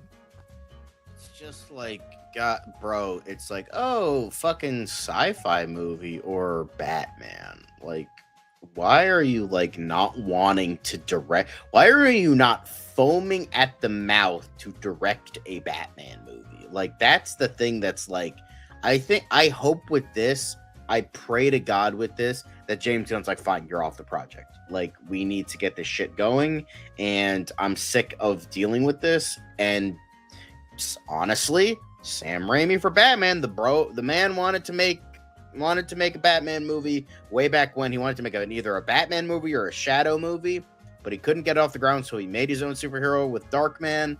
So, and then he went on to direct Spider-Man. So, like, I mean, it sounds like a neat idea, and will I go see it? Probably. He directed one good movie, so, like, that's something. And I will say, 2 good movies to me. I like Chapter 2. I thought it was pretty good. Wasn't as good as the first one, but I still thought it was an overall good movie, but I understand the flaws. But, dude, what is with these Batman directors that like don't want to direct a Batman? I'm not saying Matt Reeves doesn't. It's just like you're in one of the best. Yes. one of the greatest and most lucrative positions of all time. Why are you not foaming at the mouth to direct this thing? Like, I just don't understand that. That's all I'm saying. Like, it's just okay. So I'm sure he's got a lot on his plate. I'm sure this will end up being a really good movie, but I'm just confused. That's all. As a superhero fan, I'm confused. Like, it's one thing when Andy Muschietti was saying, the script isn't done, they might be taking more time, I might do another project, but it's not like, you're doing like a TV episode where you go in and direct it for a few weeks and you're done. You're doing, if you're going to do a whole other movie, that might be another year and a half of your life. Is it going to take that much time for that script to be done over at the DCU? So will DC Studios need, I mean, to me, it's just, it speaks to, like Enterprising was saying, maybe the interest level is not there. So yeah, Andy Muschietti's potentially next movie might not be Batman, the Brave and the Bold. I mean, go figure, But hey, moving on to the next thing. I mentioned this earlier on our YouTube community post, saying that one of the topics today we're going to talk about, and also at the top of the show today, Ken and Barbie are getting back together again for an Oceans prequel starring Margot Robbie and Ryan Gosling. They're not going to be playing Ken and Barbie in the movie, but they will be playing original characters that are meant to be, it's meant to kind of be a prequel to the Oceans movies that we have seen so far. I know there was potentially another George Clooney Brad Pitt sequel in the works, but we know for sure this prequel is on the way. This came to us from Deadline, where they talked about how both Ryan Gosling and Margot Robbie will be working on this movie soon. We don't know the name for it yet. Maybe it's Oceans, 1 or whatever. It's going to be set at the 1962 Monaco Grand Prix, speaking of Formula One racing. And the film will follow the couple as they teach their children how to steal from the rich. So I guess maybe an origin story for like the Clooney and Sandra Bullock characters, like for the Oceans. Like maybe that's what it is. Maybe it's like just Oceans, as in because it's Danny Ocean. I forget the Sandra Bullock character's name, but it's something Ocean. So this is Mama and Papa Ocean. That's what this is, John. That's the thing. Why? Like, and it sounds too contemporary. Like, steal from the rich. That sounds like it's like eat the rich, which is very like that's always been a thing, but that sounds like more contemporary than you would think, and so it just sounds a little wonky to me. But Oceans flops. Yeah, Oceans crashes on the waves. No, I'm just kidding. But will I go see it? Maybe, if the trailer impresses me. Much like what Liz always says, I'll wait for a trailer. This isn't grabbing me, and I am sick of Margot Robbie. So I mean, I will see it for our boy Knuff, but maybe not enough, because he's done a lot of other crap I don't like. All I'll say is, as far as star power goes, right now, 2 of the hottest names in Hollywood are Margot Robbie and Ryan Gosling. So you can't really go wrong with that. I mean, considering that they did Barbie and that became the biggest movie of the year, still has a cultural impact, will have a lasting cultural impact. It's part of our freaking show intro. We're actually part of the cultural impact. So I can't wait to see what they turn this into. It could just as well be a terrible movie. Margot Robbie and Ryan Gosling have been in a fair share of flops themselves, but if it works out well, it could work out great. I mean, it's a venerable franchise, and they're betting that bringing in the star power might help them turn in a profitable film, but also one that obviously, hopefully is enjoyable to watch as well. So now talking about last week, a bunch of you guys were asking or saying, like, aren't the upfronts coming up? Basically, the upfronts are a sales pitch by Hollywood to all the companies and brands that want to advertise on their networks and around the movies and stuff. And basically, you come out there, you say, all right, this is what our TV lineup is going to look like. Buy ad space on our networks, so you can watch a Tide ad while you watch, I don't know, like the next episode of CSI or Law and Order or something like that. So that kicked off today on Monday of this week, this upfronts week. All the big studios and like Paramount and even Apple and Netflix and Amazon are there too, because now they have ads on their services. So John, I just want to kind of quickly get your thoughts on this. It looks like live sports will continue to be the big driver of the ad revenue. A lot of that is going to go to live sports because that's what a lot of people watch on TV today. A lot of reality television. Are you surprised by this? And do you think there's anything else to be noted here other than the fact that it seems like more and more money is going to sports on television, but also a lot of money now going to streaming because a lot of streaming services have ads. I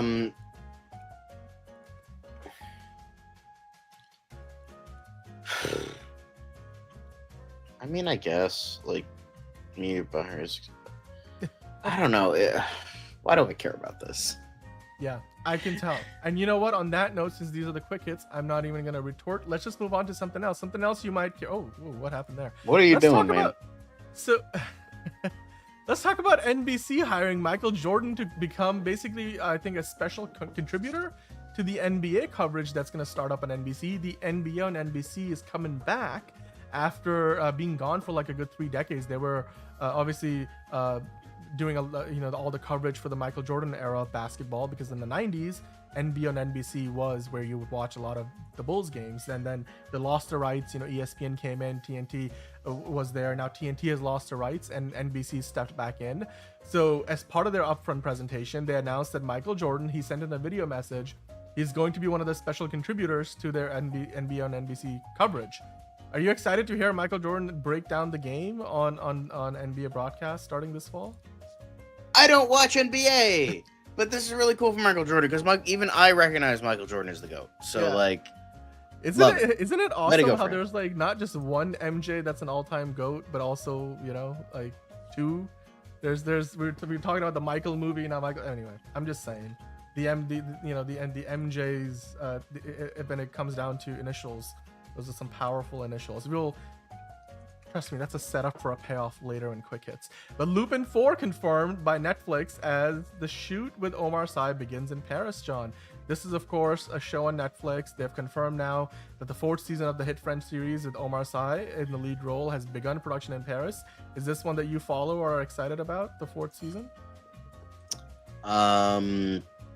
No, but cool. I think my parents watch this. I don't know. Yeah, I think they do. I tried watching a little bit of it with subtitles, and I think I fell off of it, but considering that it's still going, I might go back to it. But anyway, Lilo and Stitch pre-sales are well ahead of the Minecraft movie as well, John. It's the best first day for a PG title yet in 2025.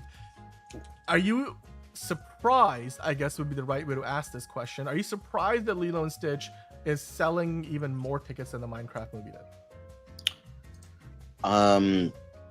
No, because honestly, I mean, I'm not gonna watch it, and I'm not excited for it. But yeah, it looks better. It looks like a better movie, because at least it's like some kind of vision, I guess. But yeah, not surprised.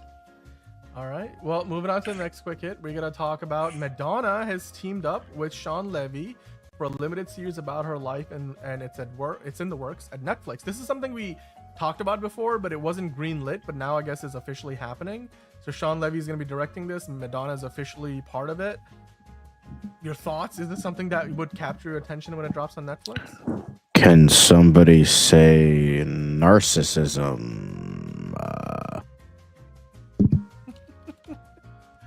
Fair enough. All right, moving on to the next thing. Speaking of narcissism, The Office follow-up gets a first look and a title. It's called The Paper. It's of course. We already knew it was called The Paper. That's not news. I know, but it basically we got a first look at it. Of course, Greg Daniels, Michael Cohen are working on it. Greg Daniels was one of the writers and producers on The Office. Let's see, where's the first look? Oh, it's over here. Let me find it. There we go. So, you know, they gave us a little bit of an image of it's from the universe of The Office, The Paper. And I think Oscar, the actor who plays Oscar in the original Office show, is part of this. So if you're looking for a familiar face, he'll be there. Would you watch this? This is going to be on Peacock. No. It comes out in September of this year. I didn't even finish the original Office. That show started stinking even before Steve Carell left. So I mean, here's the thing. Office, was it a good show? Sure, but like I would say you know what? It was a good show up until Ed Helms became part of it, because I feel like Andy Bernard caused that show to tank and it never really recovered. And that's a shame, because I like Ed Helms. I think he's really funny. But it's just I think like his brand of humor just like didn't work for me on that show. It usually does, but it just didn't work. And so like I think like when he became part of the show, it just kind of tanked. So like the first 4 or so seasons were really good, and then season 5 and 6 were like okay, not great. And then obviously when Steve Carell left, it tanked. But yeah, I have no interest in this.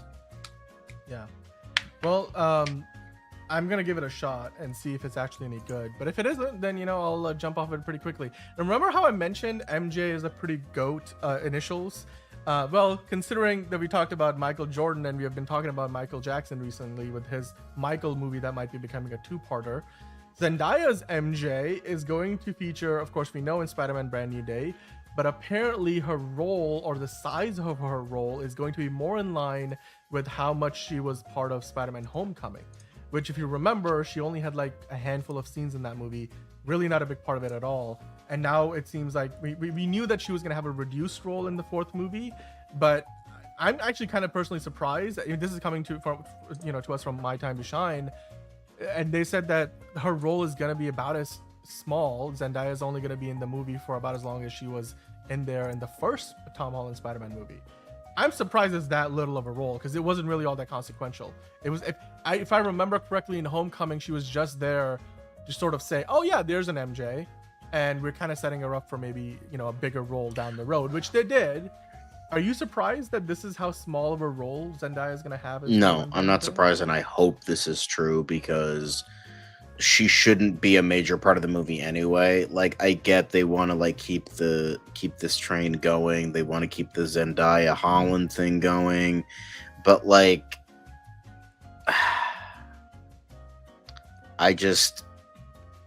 what's OTP mean? I don't know what that means. But like,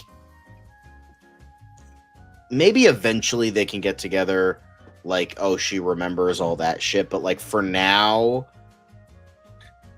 it just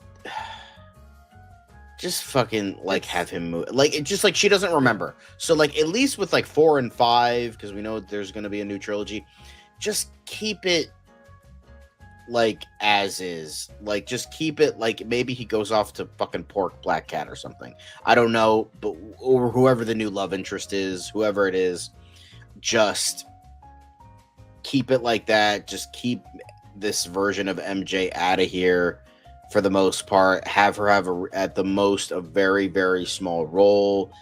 I hope that's the case. I'm not like, I don't hate Zendaya. I don't hate her and Holland together. I think they showed actual chemistry by the end of, you know, No Way Home.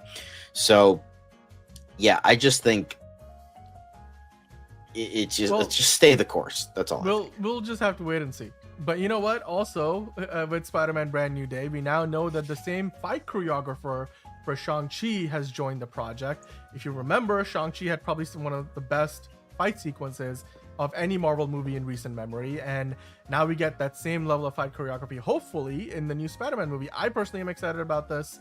I don't know if you care for this either one way or the other, but for a Spider-Man movie, you would hope to have always a good fight choreographer, you know? And yeah, I agree with Cruise Control. Great choreography, but no giant CGI battles. Just let Spider-Man punch. I agree. I'm okay with that. That's you know what? Let Spider-Man just be Spider-Man. Speaking of Spider-Man, Spider-Noir, we've got a first look at Nick Cage. Nicolas Cage is suiting up as the live-action Spider-Verse hero in the Prime Video series. There's your photo. Bright as night, or whatever the thing is. We have got Nick Cage as Spider-Man Noir, and it looks glorious. Sean, it looks fucking amazing. I mean, I just saw him in The Surfer the other day, and that was a great movie. Not for everybody, but I thought it was fantastic. It's in my top 5 of the year. Quick little review. Excellent movie. All the acting was great. It's a bit much. It's a very kind of mean-spirited movie, but the ending makes it worth it. Overall, great movie. Highly recommended if you like weirder, more artsy movies, but still very well done. The Surfer, go watch it. But with Spider-Man Noir, this was... I saw this picture. I'm like, I hope this is real, and it is real. It looks very stylized. It looks very out there, but still kind of grounded, and I'm loving it, and I'm glad that Nick Cage is actually doing this in a live action form. Now, is he under the mask? Most likely not. But I'm just saying, like, he's still doing it. Like, he's still the unmasked version, and he's still doing... he's kind of like... No, not really. I mean, he's just Spider-Man, but in the 30s. He's if, like, somebody took a, like, Sam Spade and Spider-Man and mashed them together. So... yeah. Isn't a one-note character that should have been... I don't think he's a one-note character. I think he's a really interesting character. But I mean, it's Nick Cage as Spider-Man. Like, do we need to even talk about this anymore? I don't think I'm down. I'm sold. Give it to me right now. Like right now. I want it right now. Prime now. Like literally prime now. Like give it in, put it in my hand right now. Anyway. Well, we're gonna keep following this story. Hopefully we get more looks at the character in the coming days and weeks and months. Maybe a teaser trailer soon. They've been filming for a while. But hey, John, speaking of, well, we've got a lot more Marvel rumors, but a couple of rumors to start. Apparently they're eyeing one of the actors from Avatar 2 to play Jubilee in the new X-Men movies. Of course, we got Trinity Jolie Bliss. She's been in those Avatar movies, and it looks like they're eyeing her over at Marvel to play Jubilee for the new X-Men movie that maybe Jake Schreier, the director of the Thunderbolts movie, is going to be directing, potentially. It's not confirmed yet, but would you think that's a good fit? That's a good casting? Who is it again? The Avatar 2 actress? It's Trinity Jolie Bliss. I think she plays one of the kids. Have no recollection of her whatsoever. And I don't think I don't remember most of that movie. She's obviously not, like, you don't see her for real in the movie because it's like she's playing a... I wasn't, because I mean there were a couple humans, so I wasn't sure, like, whatever. But like, I mean, cool, you're casting like the worst X-Men character, like, congrats, I guess. Cool, but yeah, I don't really give a fuck. Jubilee's a shit character, so. All right, well, moving on to the next thing. We've got a few more things. I said there were multiple rumors on the show today from Marvel, so here's the next one. There's rumor out there talking about what maybe Dr. Doom's plan for the Avengers, as well as the Fantastic Four and X-Men is going to be. We recently mentioned that Alan Cumming kind of let it slip that his Nightcrawler might be fighting Mr. Fantastic at one point. So the rumor goes as follows, that Doom in the movie will be shown as orchestrating the conflict between Avengers and the mutants as part of a more ambitious plan. Doom would use the Avengers as a tool to confront the mutants in order to weaken both factions. His ultimate goal would be to gain access to a power source capable of reviving his own destroyed universe. Do you think this rumor has any truth to it whatsoever. That sounds plausible. I'm just gonna go with that. I'm just gonna leave it at that. It sounds plausible. I don't know if it's true or not. It probably isn't true, but that sounds pretty plausible in my opinion. Well, I for one would love to see if this turns out to be true, because it kind of matches up with some of what we have been hearing of late. Yes. And when you add the Alan Cumming comments into it, I don't know. This could happen. Yeah, I mean they've said that they are not going to do Avengers versus X-Men, but I feel like that's exactly what they're doing. They're doing like the pre-arc from like prior to Secret Wars, the arc that was before Secret Wars, using that, and then they're also kind of using a little bit of Avengers Secret Wars, the original one, the actual Secret Wars 2015 arc, and then a little bit of Avengers versus X-Men. Yeah. That's the vibe I'm getting. Yeah. So, we got John Campia in the chat. Hello. How are you doing today? I was watching one of your shows earlier, actually, on YouTube. He's saying that it sounds a little too much like the Baron Zemo plan from Civil War, and that's exactly what even this article kind of mentioned. wait, is that the actual John Campia? Yep. It seems like it. He watches a bunch of other YouTube shows, and every once in a while drops in a chat and then watches the people freak out. So yeah, I'm looking up to John Campia myself over time. I mean, he has the check mark, so hello there. I've and never watched welcome any on of your stuff, but I know the name, so hello, sir. I'm being honest, all right? Would you rather I'm me being honest, lie? too. I've been watching John Campia for a good decade or so, he was my favorite personality on Collider, AMC Movie News before that, and so enjoy the commentary. But yeah, this plan from Dr. Doom very much sounds similar to what we got in Civil War, and I don't know if we want a repeat of that because people will call that out, but hopefully they can make it interesting. Now, speaking of making things interesting, Mark Ruffalo will reportedly return as the Hulk in Avengers Doomsday and Avengers Secret Wars. Another rumor, so a bunch of rumor mill stuff, so take it with a big grain of salt. We kind of expect, I guess, the Hulk to be back in Secret Wars at least. He wasn't part of the Doomsday casting announcement. Do you think that we're gonna get Mark Ruffalo, and then do you think he's gonna be the Hulk? Because I feel like the Hulk has been missing in action since, I don't know, what was the last movie that he was actually a Hulk? It was in Thor Ragnarok, right? Since then he's been Professor Hulk, he's been de-Hulkified, whether if you saw She-Hulk or the end of they've kind of ruined Hulk at this point. I don't really care. There was a comment recently from Mark Ruffalo where he said that they kind of told him, like Kevin Feige basically told him, like, I don't mean to burst your bubble. We're never giving you your own standalone movie, but we'll give you like an arc over the course of 4 movies, which we saw play out over the course of the previous 2 Avengers films. But I don't know. Like, I don't have high hopes for the Hulk and the MCU. I doubt this will turn into anything legitimate.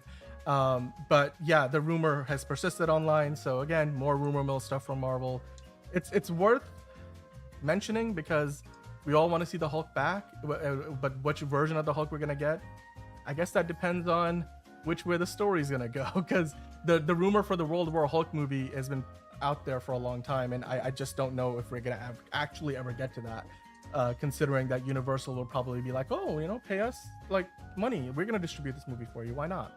Because it's the whole rights issue we've talked about in the past. But John, other rumors to kind of finish out the quick hits.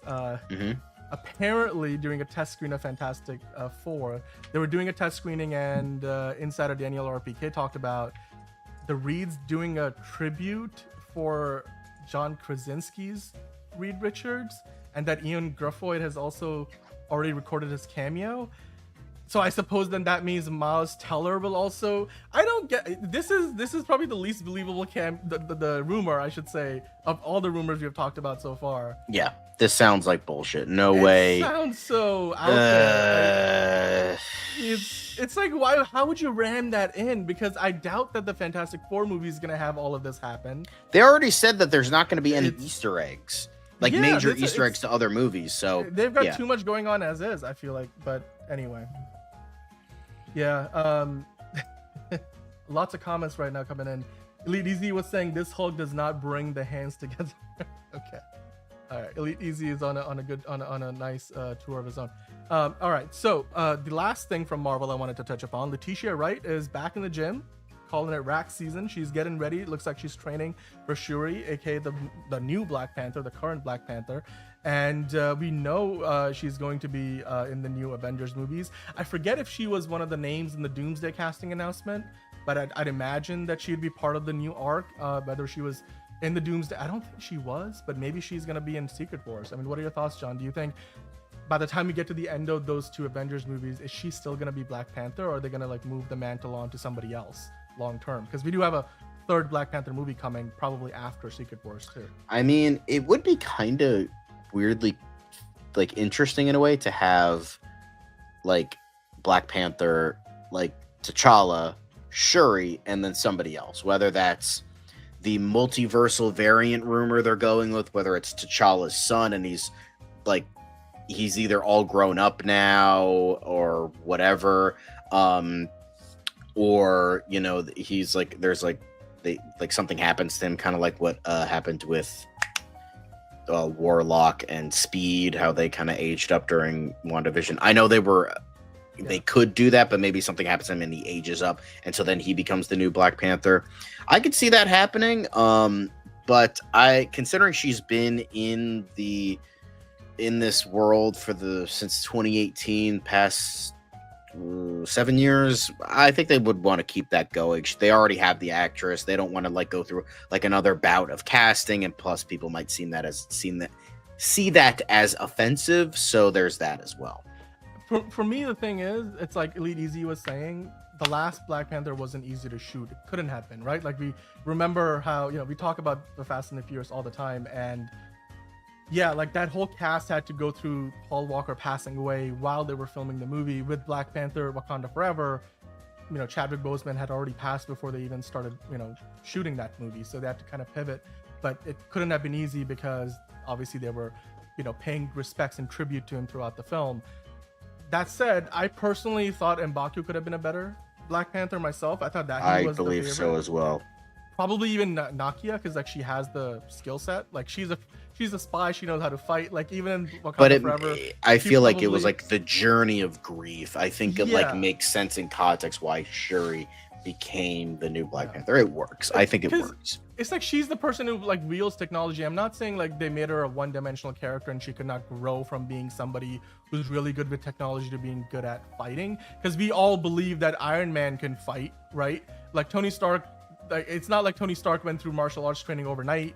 I'm sure he like, you know, he was boxing and stuff. If you see him practicing and training and various disciplines throughout the MCU, but he was somebody who was great with tech, and all of a sudden becomes Iron Man, and now 5 movies in, you know, he's fighting Thanos or something, right? So it's possible for a character to grow in that direction. I just still thought Wakanda Forever was not as good as it could have been. So yeah, I mean, hopefully, I mean, there's rumors out there, we've talked about it in the past, that maybe they'll, you know, cast a different Black Panther for the moving forward beyond the upcoming Avengers movies and the New Mutant saga, but we'll have to just wait and see. But in the meantime, guys, hit that like button while you're here. I know a lot of you guys are watching, and we do appreciate that. And get in the comments down below. Let us know which of those quick hits did you enjoy the most? Which of the news stories did you enjoy the most? We are not done yet, but, you know, thank you for checking out the news part of the show. I got a bunch of super chats in already, but I'm sure we'll keep you guys entertained for a while longer, because now we had to switch over to talking about DC, because as the show is called DCU Daily, today we have had a ton of news from the world of Superman. We've got some Peacemaker follow-up from the trailer that dropped on Friday. We got to look ahead to the new Superman trailer on Wednesday. We already talked about Supergirl wrapping production earlier. So with that, welcome on into another episode of DCU Daily. And with that, I'm going to bring in John and ask you the question, which story that we're going to get into are you most excited about on the DC front? There's so many to choose from, I can't pick. I'm curious about the Peacemaker stuff. I'm curious about the Superman marketing, and I'm curious about Supergirl stuff, if there is any more left. So, you know, I'm excited for all of it. Let's fucking go. We're gonna go for 3 hours, baby. Let's go. Well, I'm gonna go. We'll for 3 see, hours. we'll see. But let's start off with a little bit of news from the comic book side of things. Every once in a while, we like to shout out the comics because, of course, that is the origin of all the the movies and TV shows and stories that we love, the characters that we love. And recently, we've got some news that the writers behind Absolute Wonder Woman, they're signed on to do a whole hell of a lot more work. Hayden Sherman, he's a comic book artist, and he's been working on those Absolute Wonder Woman titles recently, and he just signed a new exclusive deal with DC to continue on making more Absolute Wonder Woman. I thought this was something that was worth shouting out to, so congratulations, and we hope to see much, because Absolute Wonder Woman to me is the best character design of all the Absolute characters, so I can't wait to see more of that. But the next thing I wanted to get into, John, is some Peacemaker talk. So we talked about the Peacemaker trailer on Friday. We broke it down. We got into all the conversation around, is there a multiverse already? You see at the bottom of the image there. Are we getting doppelgangers this early in the DCU? Like, whoever thought? Like, are we going to get Peacemaker from the DCEU meeting the Peacemaker of the DCU? Are they not the same person like James Gunn initially implied? Well, It certainly, the trailer leaves the door open for interpretation. Where do you land now, having sat with the trailer for a few days, on the subject matter of, are we getting a DCEU and a DCU Peacemaker, or is this whole thing when he walks through a door, the magical door to the unfolding closet or whatever, is he meeting somebody completely different? I mean, it's just another variant, but it's not a DCEU variant. What are your thoughts on the whole theory around the multiverse being introduced in the Peacemaker season 2?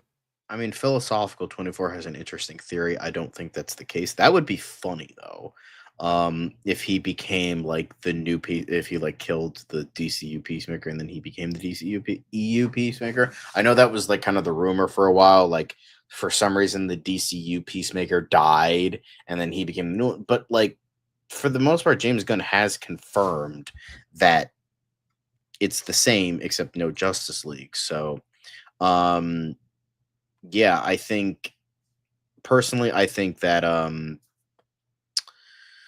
I don't think this is the case. I think I don't think it's Clayface. I think it's just another version of Peacemaker. That's it. I don't think it's the DCE. The one specifically in the trailer, I don't think that's the DCEU one that with a changed look. I don't think it's the DCU one and he's the DC.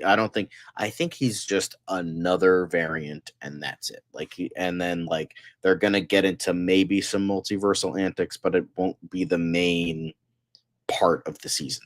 I don't think so. So there's in regards to all that, I think I don't think we're going to be getting too much. Like, obviously we're going to be getting a little bit, but yeah, I don't think we're going to be getting anything major. Yeah, I mean, Ron was saying, is it Clayface? Which I don't think it's Clayface. I don't think it's could be. Jalen just joined the chat. Hello, Jalen. How are you doing? We got everybody in the chat today, guys. Hit the like button while you're at it. I, for one, have to step aside for a bit. I'll see if I can join back in the show. I have to gonna make a quick run here, but John is gonna take over. So John, go on ahead. Let's get into the next part of the Peacemaker conversation. Yep. I might still be in the chat, so I'll check in with you guys. But continuing on with the Peacemaker alternate universe idea. Oh, multiverse idea potentially. There's two versions of his favorite band out there apparently, and we're gonna get to see both posters. Sean, what are your thoughts on that? Looking great. I think I fully believe that this is a nice little I don't know why this isn't, but I fully believe this is a nice little thing. Like, this is obviously the actual band, and then this is like the alternate version of the band. Very cool, very fun, very cute. It's like, I love like alternate history that's like has like for the most part the same, but it has like weird little changes here and there. Like unless you're annoying like the Flash, where they're like Eric Stoltz from fucking Back to the Future, Kevin Bacon and Top Gun, get it? Cultural multiversal references, man. But like cute little stuff like this, I like that. Just like stuff in the background where you don't see, or like you do see it and it's just like it's never talked about. Like, I like that thing. I like that sort of thing. So way to go, guys. You're doing the right thing. I appreciate that. So, yeah, I again love multiversal alternate universe stuff like that. But moving on to the next thing, apparently James Gunn is responding to a DC fan who asked James how the edit is going with DCU's Peacemaker with the episodes he directed. Now, he talked to another fan about what's left of Superman. It might have been the same fan, but I remember somebody was talking to him about Superman, what's left, and he's like, oh, VFX and sound mixing. What's left with this? So he was saying, yes, that it's what's called latched, meaning it's basically latched, but I'll move cuts around here and there as VFX or music comes in, etc. I finished all the Peacemaker episodes other than VFX and some score and some DI and sound mixing. So essentially, we're pretty much there, which makes sense. We still have another 3 months until that comes out. A little bit more than 3 months, about 3 months and a week. So that makes sense as to why we're going to be getting that.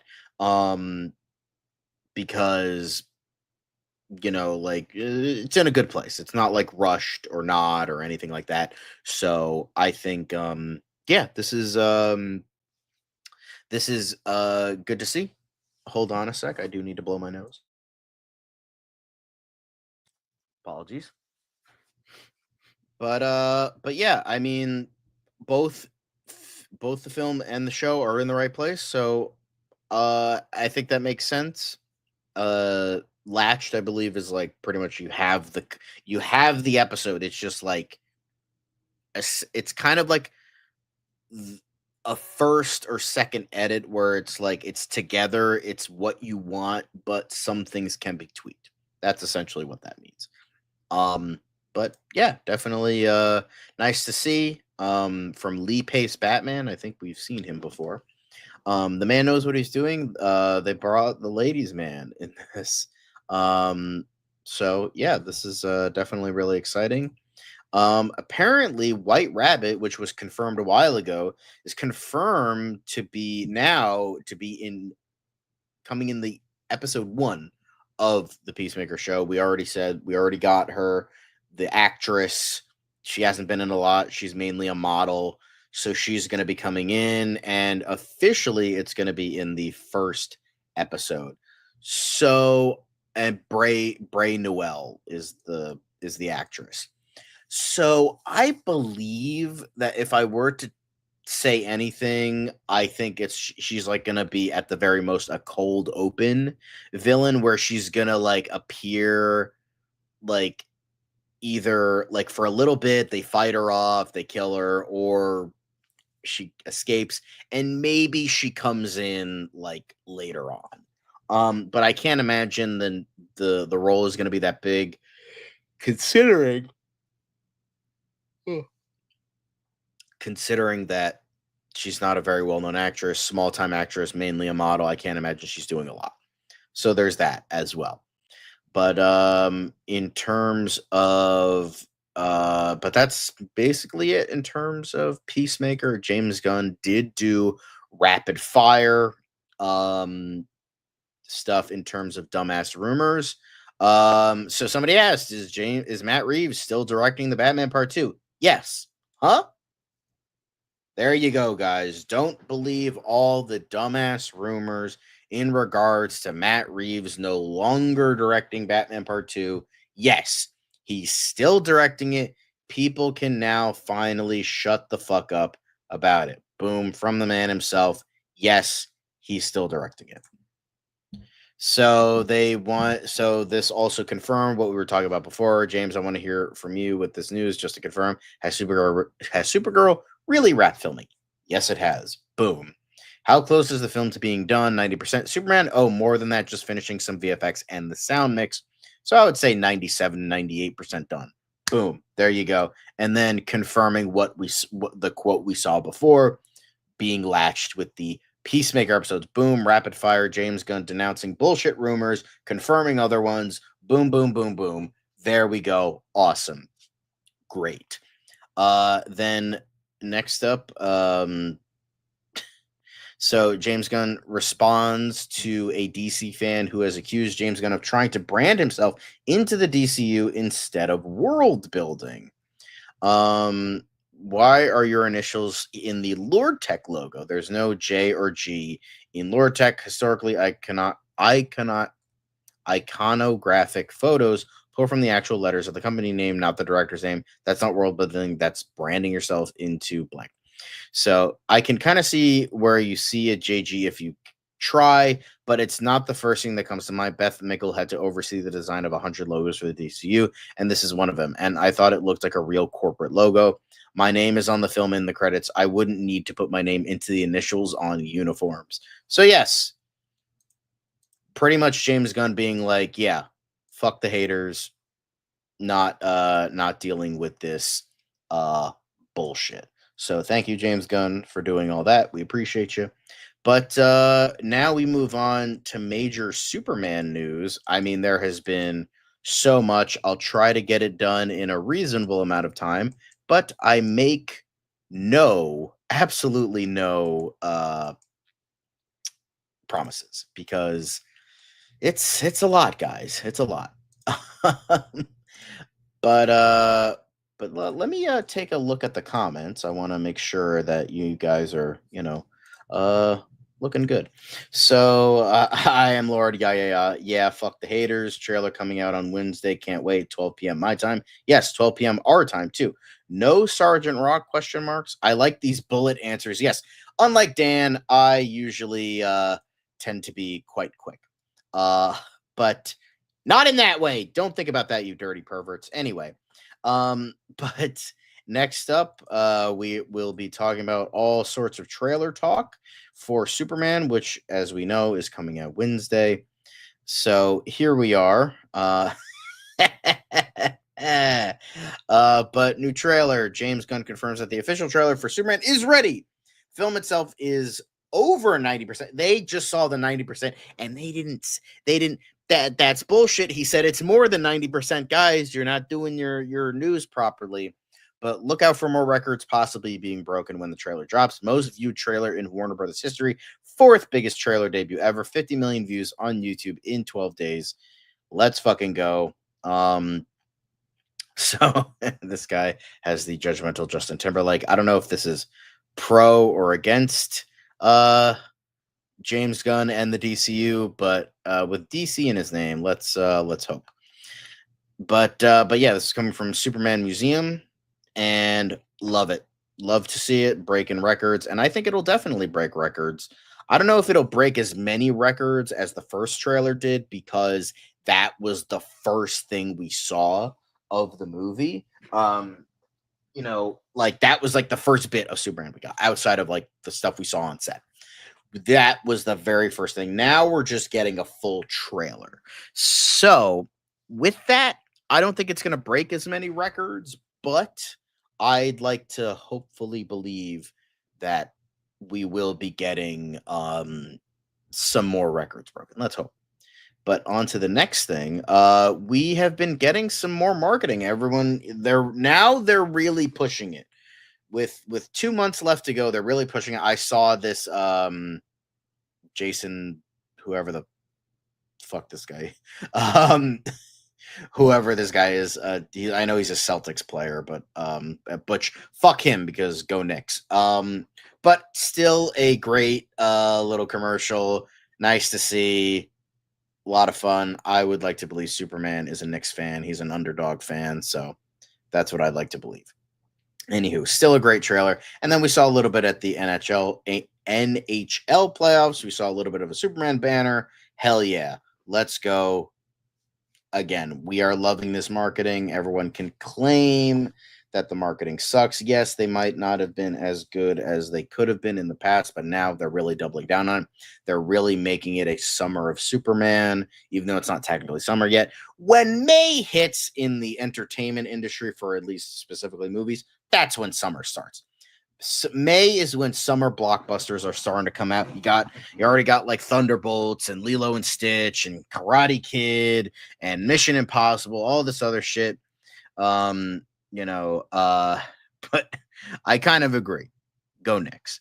But on to the next thing. Apparently, Fossil, as in the men's accessory company, they're going to be giving out some, well, not giving out, but like selling some really interesting little tidbits here. They are going to be selling bracelets, cufflinks, watches, and wallets in honor of Superman coming out. Very cool, very nice design. I mean, I already have a wallet. I don't need a wallet, but that watch though. I like the Metropolis one, like City of Tomorrow one. That looks like pretty cool with like Superman on the hand and all that. But I am loving this like really dry kind of, not dry, but like this really like simple kind of look to it with just the Kingdom Come logo and like it like crashing on like looks like it's like breaking concrete. That looks really fucking cool. So there's that, and then this is a bigger look on the watch, and looking fab, nice leather straps. Look at this, and then this has the more famous metal straps. But yeah, and then it comes in like a cool Superman lunchbox, which I don't know, I love that, and I love the drawing here. It definitely looks like an old fashioned vibe, and I feel like that's purposeful. But and then you have like little cufflinks and a bracelet here, and I'm gonna need to get that watch because I'm gonna break my wallet for this goddamn movie because I need that watch. I need that watch. I don't wear cufflinks, but I don't really wear bracelets either. But that hold on, let me go back. This watch right here. This watch I want badly. This looks this Kino right here. Jason Tatum. Okay, I don't know who that is. But yeah, those old lunch boxes are so retro. Let me check. Hosea asking, what are you expecting from this new trailer, John, as far as footage and then views and reaction? I mean, obviously, I think it'll be positive. There seems to be a lot of positivity in regards to this new this film. I know you have some haters here and there, but for the most part, but I think it's going to be positive in terms of the reaction. Views, I don't know if it'll be like 50 in 12 days. I think I hope it breaks my predictions, but I think it'll get maybe 50 in like maybe 2 weeks, maybe 2.5 weeks. I don't think it'll make 250. I don't think it's going to break that many records. But in terms of footage, I think we're going to be getting a little bit more in regards to other characters. I think we're going to be getting maybe a little bit more Lex Luthor, a little bit more Mr. Terrific, and a little bit more Lois Lane. Because we've gotten a close-up look on Guy Gardner and Hawkgirl with that Peacemaker trailer. So I think we're going to be getting like these other characters we haven't seen. Like we've seen a ton of Superman, obviously. We've seen a ton of Crypto. I'm not complaining, but I'm just saying I think we're going to get some more footage. I think it's like going to be half footage we've seen, half new footage. Maybe give or take 60-40 or 40-60 depending on what it is. But oh yeah, the Fossil Batman watch, I think I remember that too. Yeah, that was great. But yeah, I think we're going to be getting some really interesting stuff here in regards to the new trailer. I don't know if it'll break the records like it did before, but I think it might break some records. But moving on, I'm gonna be buying this watch. I'm gonna be checking Fossil, and I'm gonna be seeing how much that is. Even if it's $500, I'll still buy it. No, I'm just kidding. But maybe. Anyway. But Sarah Sampaio confirms that Eve Tefsmacher is actually Lex Luthor's girlfriend as well as his assistant. So yeah, Lex just wants to take down Superman, and I'm just happy that my boyfriend is rich. He gets cucked in the film by her for Jimmy Olsen, by the way. LOL. It's true and dumb. I think this guy is joking. I mean, considering he has like the Joker as his, I don't even know who that is. Anyway, a chick being a gold digger, you don't. All right, that's kind of mean. But so that is an interesting development in regards to, because I know in terms of the assistant character, Eve Tessmacher or Mercy Graves, there is some relations depending on the version. I know it was like implied the Mercy Graves in the animated show and him kind of had something maybe. As well as in Supergirl, I think they had some relation with Eve Tessmacher. So I think this it's an interesting tidbit, but I feel like it's like he's just using her to get to do his thing, because that's what Lex Luthor does. So will this be a major factoid that'll not break the movie, but like a major idea that'll be a huge thing in regards to the movie? I don't think so. It's just an extra little dimension to both characters that can be explored. I don't think the Joker is correct though. But yeah, so next thing, we have apparently the identity of Superman's mysterious hammer of Bravia has been revealed. Now, unfortunately, I can't click on the article, but apparently it's been revealed. Maybe that's a good thing because it reveals, spoilers, and we don't want spoilers here. But I think that I'm not going to be like talking about it that much, because I don't want things to be spoiled. And yeah, I don't think but apparently it got revealed. I don't want to talk about it too much. I don't want to spoil things, so I think I'm just going to quickly move on. And apparently James Gunn confirms the Kent Farm will be a double wide trailer, not a farmhouse in DCU. So yeah, I think that's definitely an interesting thing. We'll go to one that's not looking like that. But James Gunn, Our House in Superman, is a converted double wide trailer right here. I guess so. I wanted his upbringing to reflect more closely the Missouri farmers I was raised around. Now, as we know, Missouri, right next to Kansas, and Smallville is in Kansas. So that makes sense. Like, he was raised around that way, and he knows firsthand what that life is like. So it makes sense that it's not this big, ostentatious, fucking huge, like 3-story farmhouse. It's more quaint. And I kind of like that more, in all honesty. Like, I like the quaintness of it. Not saying that the, farmhouse is bad. It's just like, I like the idea of the, like, double wide trailer. I think that's because it reflects, his upbringing. Like, it's, I think, I think that's really sweet. I do. I genuinely believe so. But in regards to some comments, I want to go back to comments. Want to see what the story is about. Tony Reyes says, hello, Tony Reyes. I think the trailer's got to lean into Lex. That could work. More Lex engineer using her power. Superman with his powers. More crypto. More Daily Planet. And that's pretty much it. Finally, a villain. That's not... Okay, let's not talk about that. I'm watching Justice League animated series for the first time. So good. Awesome. I watched the first 3 episodes of Superman the animated series. I need to continue that. Yeah. So he was basing it off a rumored plot leak, which can be true or false. We'll see. But yes, the Hammer of Bravia, they're saying it's just Ultraman in disguise. That was the big thing. Now that I looked it up, because fucking Comic Book Movie refuses to, like, show off their fucking articles. So,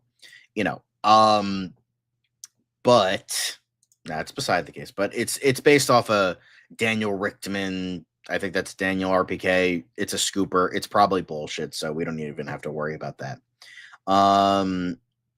Mercy Graves on my Mount Rushmore. I would have rather had a proper version of Mercy Graves than Tessmacher. Mercy can actually fight and be dangerous. Looks like Alex Rogan's girlfriend from the last Starfighter, and she was in Night of the Comet. Okay. Is it cool, the reveal? I love the Superman came up in trail.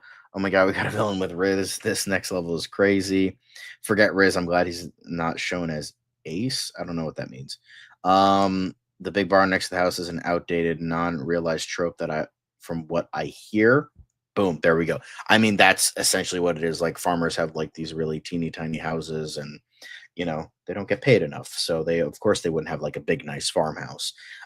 Because why would farmers be paid well? Why would teachers be paid well? That doesn't make sense. Yeah. Superman, Batman, and Jon Stewart. What? Oh, okay, we're talking about Justice League stuff. Anywho, but yeah, that's it with this. Hang on a sec. But yeah, this is him confirming essentially the what he was saying before. And now we move on to what he was saying. Blink twice if the Superman trailer is ready, and that's what he does. He blinks twice. That's all right. I can't click on it because it's Instagram, but he does blink twice if the Superman trailer is ready. It's ready, and it's coming Wednesday. So, and this was from like a couple days ago too. So we're getting it, guys. We're getting it Wednesday. It's very exciting. So, and this was the teaser for the teaser. We're gonna be, we got a little bit in regards to this, got a little bit more footage, but they also are showing that picture of Crypto and Superman. Clearly it was in front of a green screen, and this is them. We got a good look at Metropolis there. We have like it's despite the very traditional design, we have like, the Lex Luthor tower in the background is very like modern. So I think that really works in regards to Lex Luthor versus Metropolis and Superman. Like, despite like the city of tomorrow, like Lex Luthor, the whole idea was that he was the original man of tomorrow, and now Superman is the man of tomorrow. So now it's like, oh my god, the men of tomorrow are battling it out. So but I like how it's like his is like overly modern and all that, and versus the more traditional looking Metropolis. I like that a lot. So yes, it's coming Wednesday. All very exciting. And this is something from Times Square, showing off. And in New York, look up. Great. New Yorkers ain't looking up. They don't have fucking time to look up. They can't do that. So Ron is asking, how much of the story do you think will be revealed in the trailer?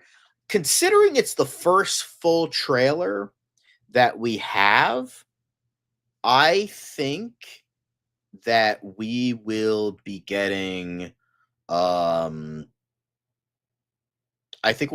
more concrete idea of what the story is a little bit, but it's still going to be vague enough so we're not revealing the whole movie in the trailer, because they don't want to do that. Clearly James Gunn doesn't want to do that because he edits his own. Well, I don't know if he edits his own trailer, but he overlooks the trailer editing so that doesn't happen.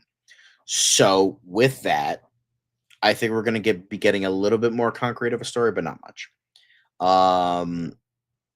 Soups, I love it. It's like DC Comic Presents. Okay. Yeah, and so Five Ash shitting on the the Kent farm, but Enterprising saying it's unique that it's not a traditional portrayal of the Kent farm. I mean, yeah, because we've seen like big, huge houses in the past, and now we're getting much smaller houses. So a much smaller house. So I think that's, I don't know, at the very least, a little bit unique. But I think we're really ramping this stuff up. But now we're the last bit of news in regards to what we got today in terms of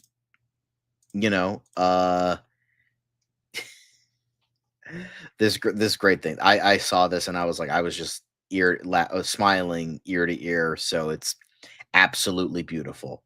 But we got a Milkbone commercial today. Now, if you remember way back when, you were like, I was like, no way is this crypto. It's just a random dog, blah, blah, blah.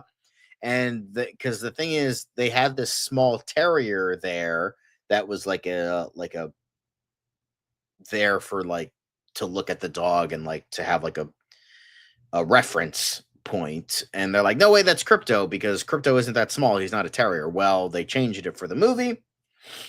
So we're getting this scene with Mr. Terrific and offering milk bones to crypto. It's just very cute and very adorable. There was the whole thing with crypto and Superman on the bed, and very, very and I will say that CGI looks really good here. Like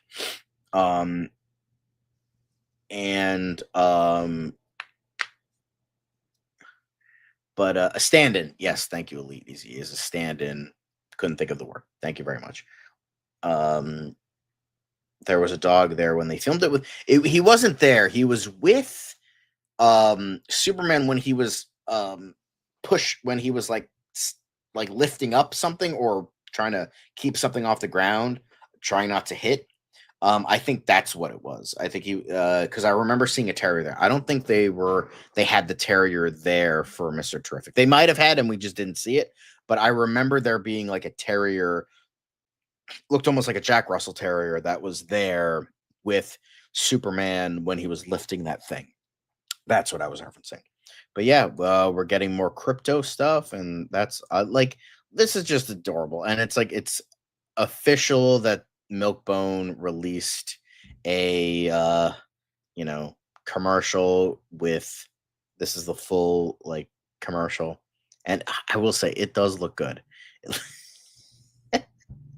I love this. This was just so cute, and this is the first thing we see of it looks like his room in his childhood home, and it's cute as hell.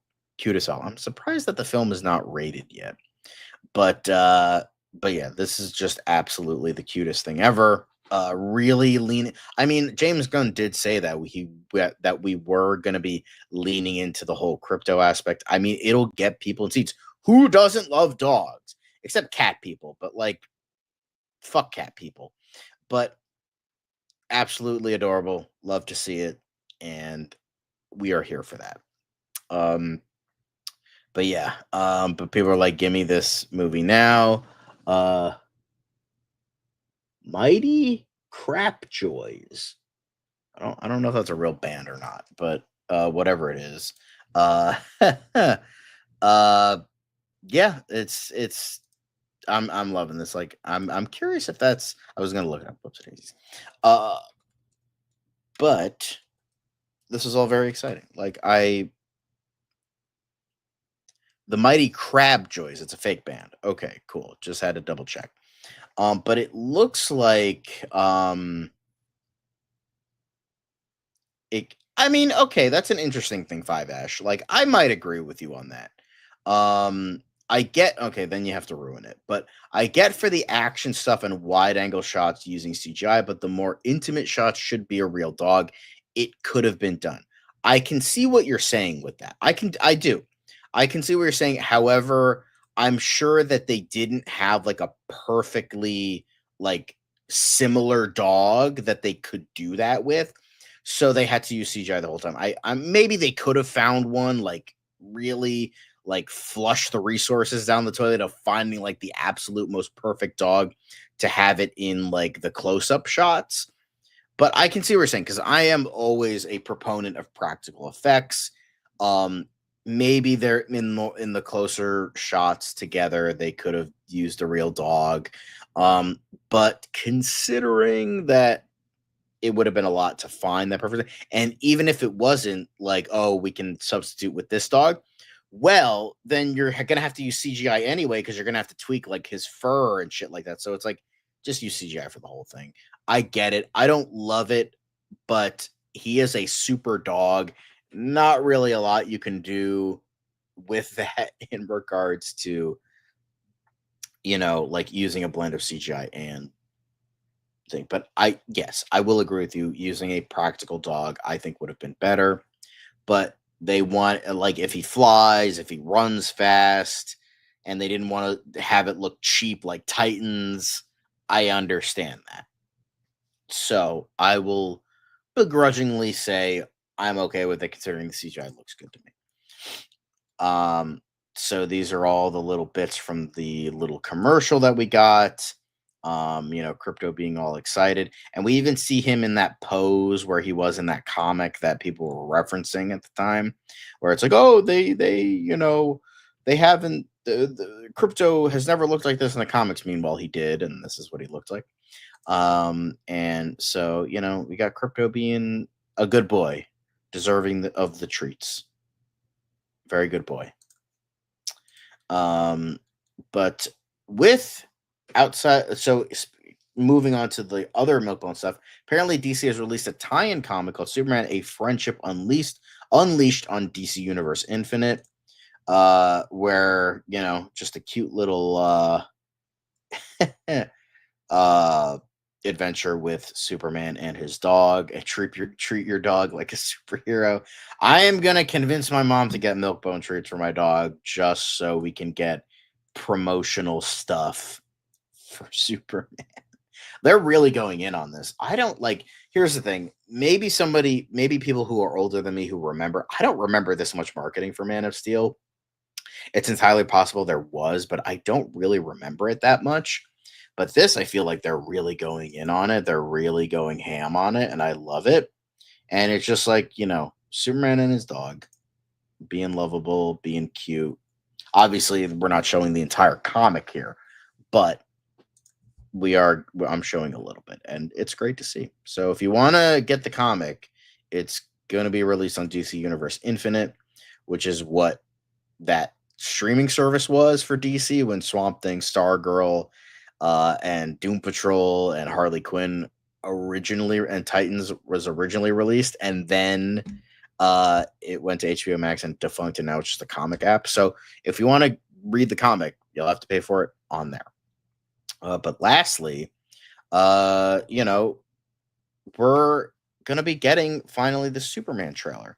Right on. Thanks for the heads up. So when we've been saying it over and over and over and over and over again, the new trailer, and specifically 12 p.m. Eastern Standard Time. So that's 11 a.m. for Central, 10 a.m. for Mountain, and 9 a.m. for Pacific. So that's so, and then for everybody living in any other territory, fuck y'all, you don't count America. But kidding aside, so we are going to be getting it on the Wednesday, 2 days from now. And I'm curious to know your guys' theories in regards to what we're going to get. The comic is free. Okay, so the comic is free. No, we're not going to ban Five Ash. Yeah, he's a little bit of a prick, but we're not going to ban him just because, he likes to make everyone around him miserable. But with that, we're going to, go through the chat a little bit.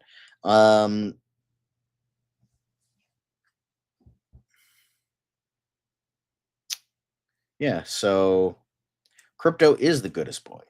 He is. That's why we love to see it. But thank you, Dan. Stand-in, yes, okay. So Crypto is the bestest boy. You're welcome. Thank you, Lee DCE. I'm fine with Crypto. I think the cape is a little bit much, but the CGI is distracting and looks bad. They should have used a real dog. I like cats and dogs. Thank you, Hosea. That should have been the Puppy Bowl special. I agree, Enterprising. That's the type of thing. Maybe not a Milkbone ad, but that is the type of thing that they should have had for this Puppy Bowl instead of like this vague kind of thing going on. Because I think it was at the very beginning of the very end where like James Gunn showed up for 2 seconds and then like they had the MVP award at the end. So it's like, whatever. But I agree. Does the breed come in white? Yeah. I think CGI is more humane. I could also see that Elite EZ. That's definitely a good point, because you could like be putting animals in danger. Don't put animals in danger. Figure drawing, also having a good point. Impossible CGI isn't that good yet. The real dog would have stood out. Super even stood out. I could see that. Five Ash wanted a real raccoon for Guardians 2 for the non-dialogue scenes. Crypto looks great. I don't know how anyone says it looks bad. I read the comic. So it's Mochi read the comic. He said it was really good. Crypto is the best superhero pet, period. I mean, yeah, what is the competition? Comet, Streaky? Come on now. Wait, what comic? The Milkbone comic, Jalen. This thing right here.